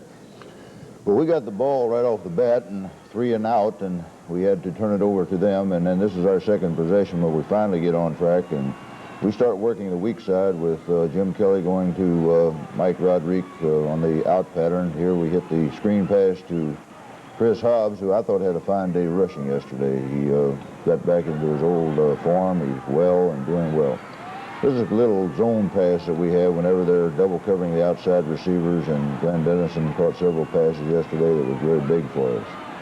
Bigfoot Miller was perfect yesterday. He had 3 for 3, and his kickoffs were really good, both into the wind and with the wind. I was really surprised with the style of attack that Coach Paterno and the Nittany Lions used. They really mixed the passing game up well and ended up throwing the ball, I think, some 41 times. There again, working the short side of the field with Mike Rodriguez again. This was good to us the whole first half, and we stayed with it. This is the same pass, but now hitting Mark Rush, who is the short man coming out of the backfield. I was really pleased with the effort of our offensive line yesterday. I thought they gave Jim Kelly a great deal of protection. He was able to take time and sight in and throw the ball. Same pass again now. We would have had it down there 1st and 10 at about the 12-yard line, but Mike, unfortunately, doesn't hold on to that one, and once again, we have to go to Danny Miller, who's, as I said, letter perfect. That one was good for 42. It's now 6-0. They certainly do have a fine football team, and our defense, I thought, played just an outstanding defense. They completed a lot of passes on us, 300 and some odd yards. But overall, when you're able to keep them to 2 touchdowns, and both of those coming in the last 6 minutes, you've done a real fine day's work. That's deceiving because you want them to pass, because normally they're not a passing team. Well, we didn't think they could beat us throwing, but by golly, they almost did. Blackley's threw better than we thought, and those 2 fine receivers he's got sure gave us trouble. Really, our defense rose up when they had to rise up all the way through the game, up until that final 6 minutes. There was a couple of situations that could have been disastrous in the first half had the defense not shut them down. And I think the good Lord was trying to kind of even things up for us for some of the things that happened in the past. This field goal kicker there is usually a letter perfect also, but he missed 3 of them on the day. And we had good pressure on him on this first one, and maybe that had something to do with it. Big screen pass here to Chris Hobbs, and Bill Welch and others down leading the play and getting it started. And there Bill turns up downfield to help Chris celebrate. Smokey again running hard. We went with our 2 senior backs for the most of the game, and we felt they did a fine job. Now, this is the time of the game that I usually get Mark Rick into the game for his series or 2. And Mark, unfortunately, had something real bad happen to him here. He did what we asked him to do. We told him that situation to audible, but unfortunately, our band was playing real loud at this time, and Larry Brodsky didn't hear the audible, broke the pattern up differently than Mark was anticipating. Interception occurred. Really a good effort by Mark to get that thing turned in, and our defense shuts them down here right before the half, and they don't even get a field goal out of it. Screen passes were the order of the day. We hit several, and they hit several, and whenever whenever that fine runner of theirs gets to the ball, Kurt Warner, screen pass or running play, he's dangerous. This is Warner right here. Yeah, big play there by Bob Nelson to get the thing shut down, and here things are looking pretty good for us. This is only a 22-yard attempt, and there was, I mean, that wasn't even close right there. He was just having an off day. He pulled it to his left, and sometimes the side winders kind of have a tendency to hook it a little bit. This is the big play of the day for us. We have both our outside receivers running takeoff patterns. They're in a double zone. Quarterback Jim Kelly is looking to Belk. Belk is covered, and he looks back to Brodsky, and the look off. You'll see the look here. He's looking hard to his left. Now he comes back, and that got the safety to pull to the middle. Allowed Larry to get the ball, and then the safety coming over right there slips, and all of Larry's speed busted up in 40 yards right there to outrun the defense. Yeah, I think they'd like to have him on the diving team, too, right there at the inside. Great effort, great effort. Going for two here now, and this was turned out to be a big play, and Mike Rodriguez doesn't drop this one and puts 2 points on the board that proved to be very, very big. And that made it 14-0. This is right before, well, it's right at the time Kurt Warner pulls his hamstring again and has to go out of the game. Our center now, for the second time this year, snaps it over our punter's head, and Greg LaBelle does the best he can. Glad he didn't try to do anything fancy there like Yarrow did a few years ago, but puts them in great field position. They hit a couple of passes that put them down to the 5-yard line right before the half. Moving it in. I thought sure that they were going to, right along in here, line up and kick the field goal right after this play. This is third down coming up right here. Great coverage by the defense. There was no one open. That was second down. I'm wrong on that one now. Here comes the third down play, and they had another 6 seconds here, and I thought they were going to throw it in the end zone real quickly. If it was a complete for a touchdown, fine. If not, line up and kick the field goal. But it worked out that our defense rose up, stopped them, and we go into the dressing room 14-0, and certainly it was a lot of momentum at that point that we didn't allow the score right before the half. So the score at the half is 14-0. A lot of people in the stands keeping their fingers crossed and very anxious to see what happens in the second half, and we'll take a look at it when we come back.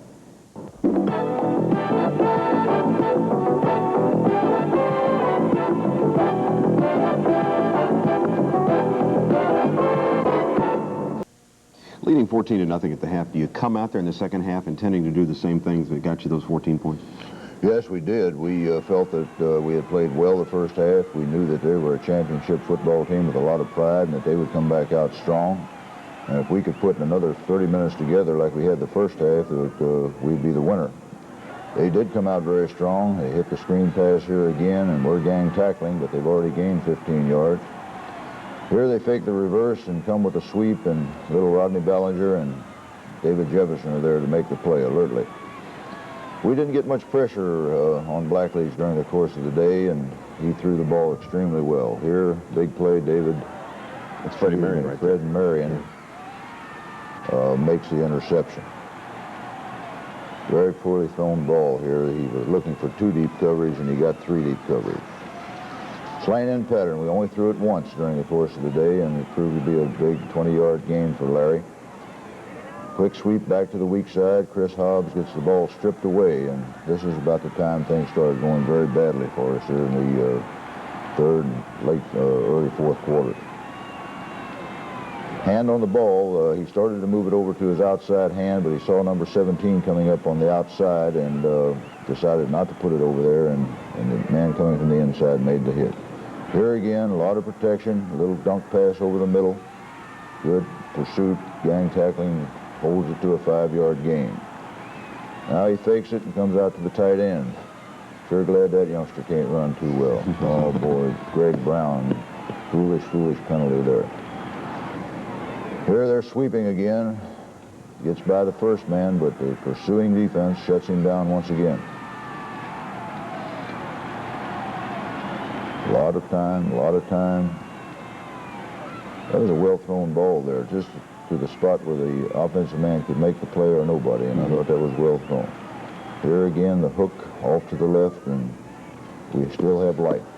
Still 14-0. University of Miami up by 2 touchdowns at this point as we go later and deeper into the game into the fourth quarter. Here they come back to the screen once again. This time, Scotty Nicholas plays it real well, and as we watch the replay, watch number 71 there, Tony Chickolo. He's on the ground, gets back up quickly, pursues. Scotty makes him cut back inside. That looks like their man knocks the ball loose, and then Tony doesn't see it yet, but now he does and recovers it. This was a big play right here at this point. If we'd have been able to take it in for 7 right there, it would have changed the complexion of the game, but we played it relatively conservatively. 3 running plays, put it right in the middle of the uprights, and Danny hits it for us. That's 17-0 right now. And now they go almost exclusively to the passing game, backup passing game too, and they hadn't shown much of this during the films that we had seen prior to this game. They had used the play action almost exclusively. Here a little half roll, buying time, and this is a fine catch by their receiver, and he comes out, but he's down. Great character by the Penn State team. Down 17-0, start going to work, and in quick order, they're going to be back in the ball game. And they did it exclusively by the pass. They had no rushing game whatsoever. No, and here the big tight end gets open in the middle of our zone, and we don't react to the ball very well. Look at the red shirts, and he gets the ball in there. We should have 3 men converging on the ball there. They go for 2 now. Overthrows the receiver, pretty good coverage. Fred Marion is back in the middle of the thing. And this is the thing that plagued us here in the fourth quarter. Fumbles and things that just we can't have happen when we've got to salt the game away. Very fine play by their defensive player, and an excellent, excellent recovery of that fumble or ball up in the air, whatever you want to call it. Going to come back to the screen pass this time. They're going to score. Timmy Flanagan opened the door there rather than driving his head in there and closing the door. He opened it, and the pursuit then couldn't get there.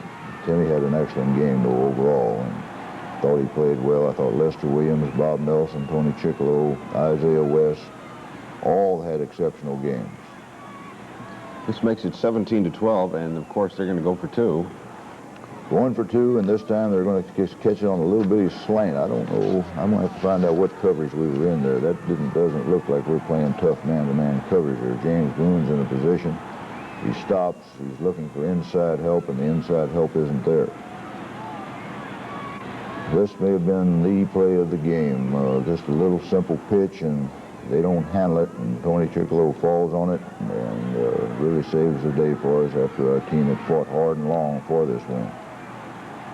By this time, it was a wet ball, and Smokey's fumble and this fumble right here. It was, anything could happen at this point.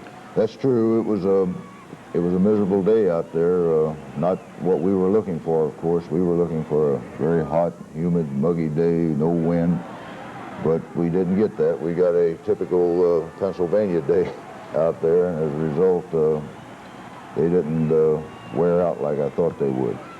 Great play here, but Scotty Nicholas first, who gets a hand on it, and then Fred Marion acting like a catcher, catching the foul tip. Not much deflection here, but just enough to careen it over there to where Fred is, and he keeps his eye on it and puts it away, saves the win, preserves the win, and as we said at the top of the show, the biggest win in the history of the University of Miami. And thank Kevin for the good old tip drill. We'll be back with more right after this.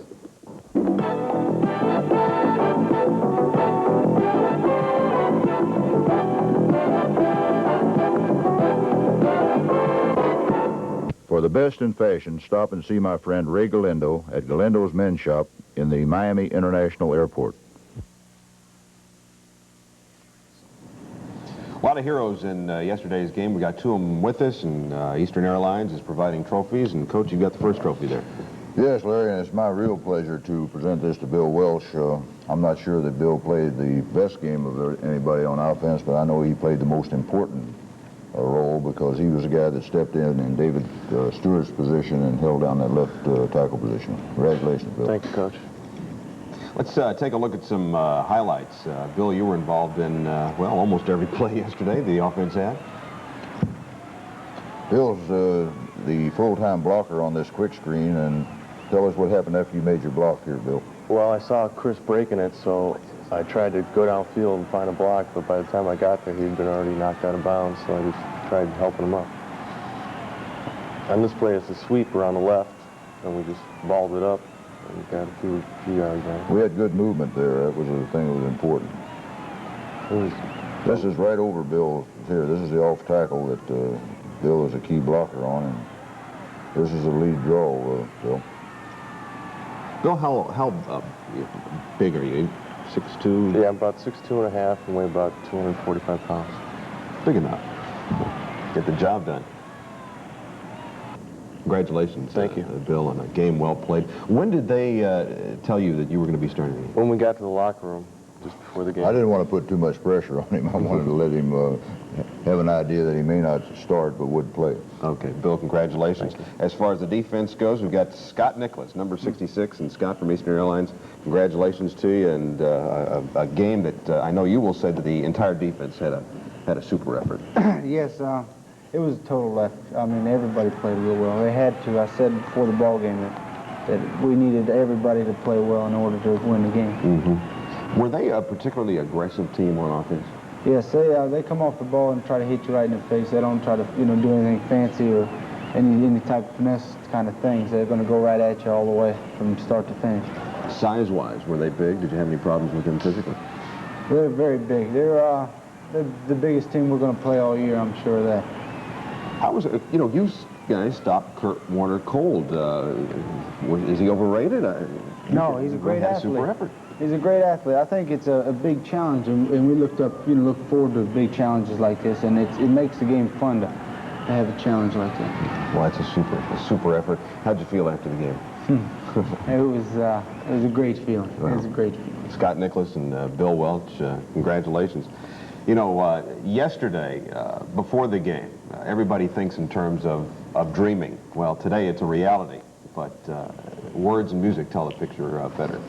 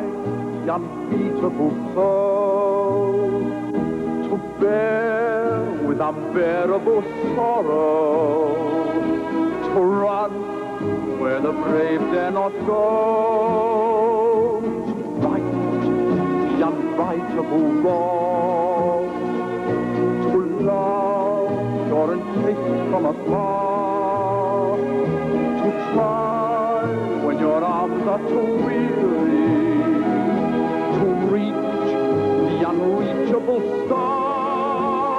This is my quest, to follow that star, no matter how hopeless, no matter how far, to fight for the right, without question or pause, to be willing to march into hell for a heavenly cause.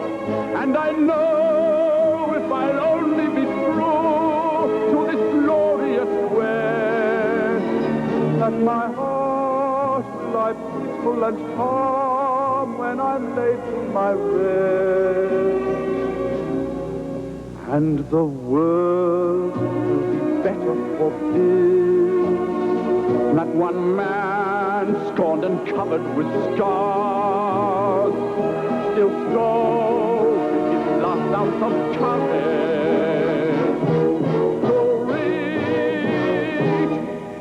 unreachable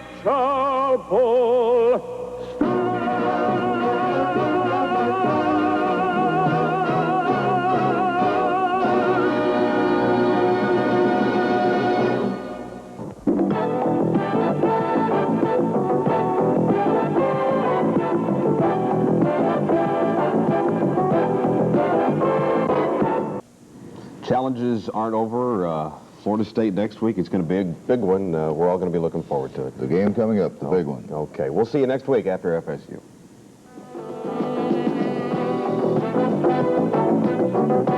The Howard Schnellenberger Show. Coach Schnellenberger's wardrobe provided by Galindo's Airport Men's Shop. Join us again next week for highlights of the Florida State game.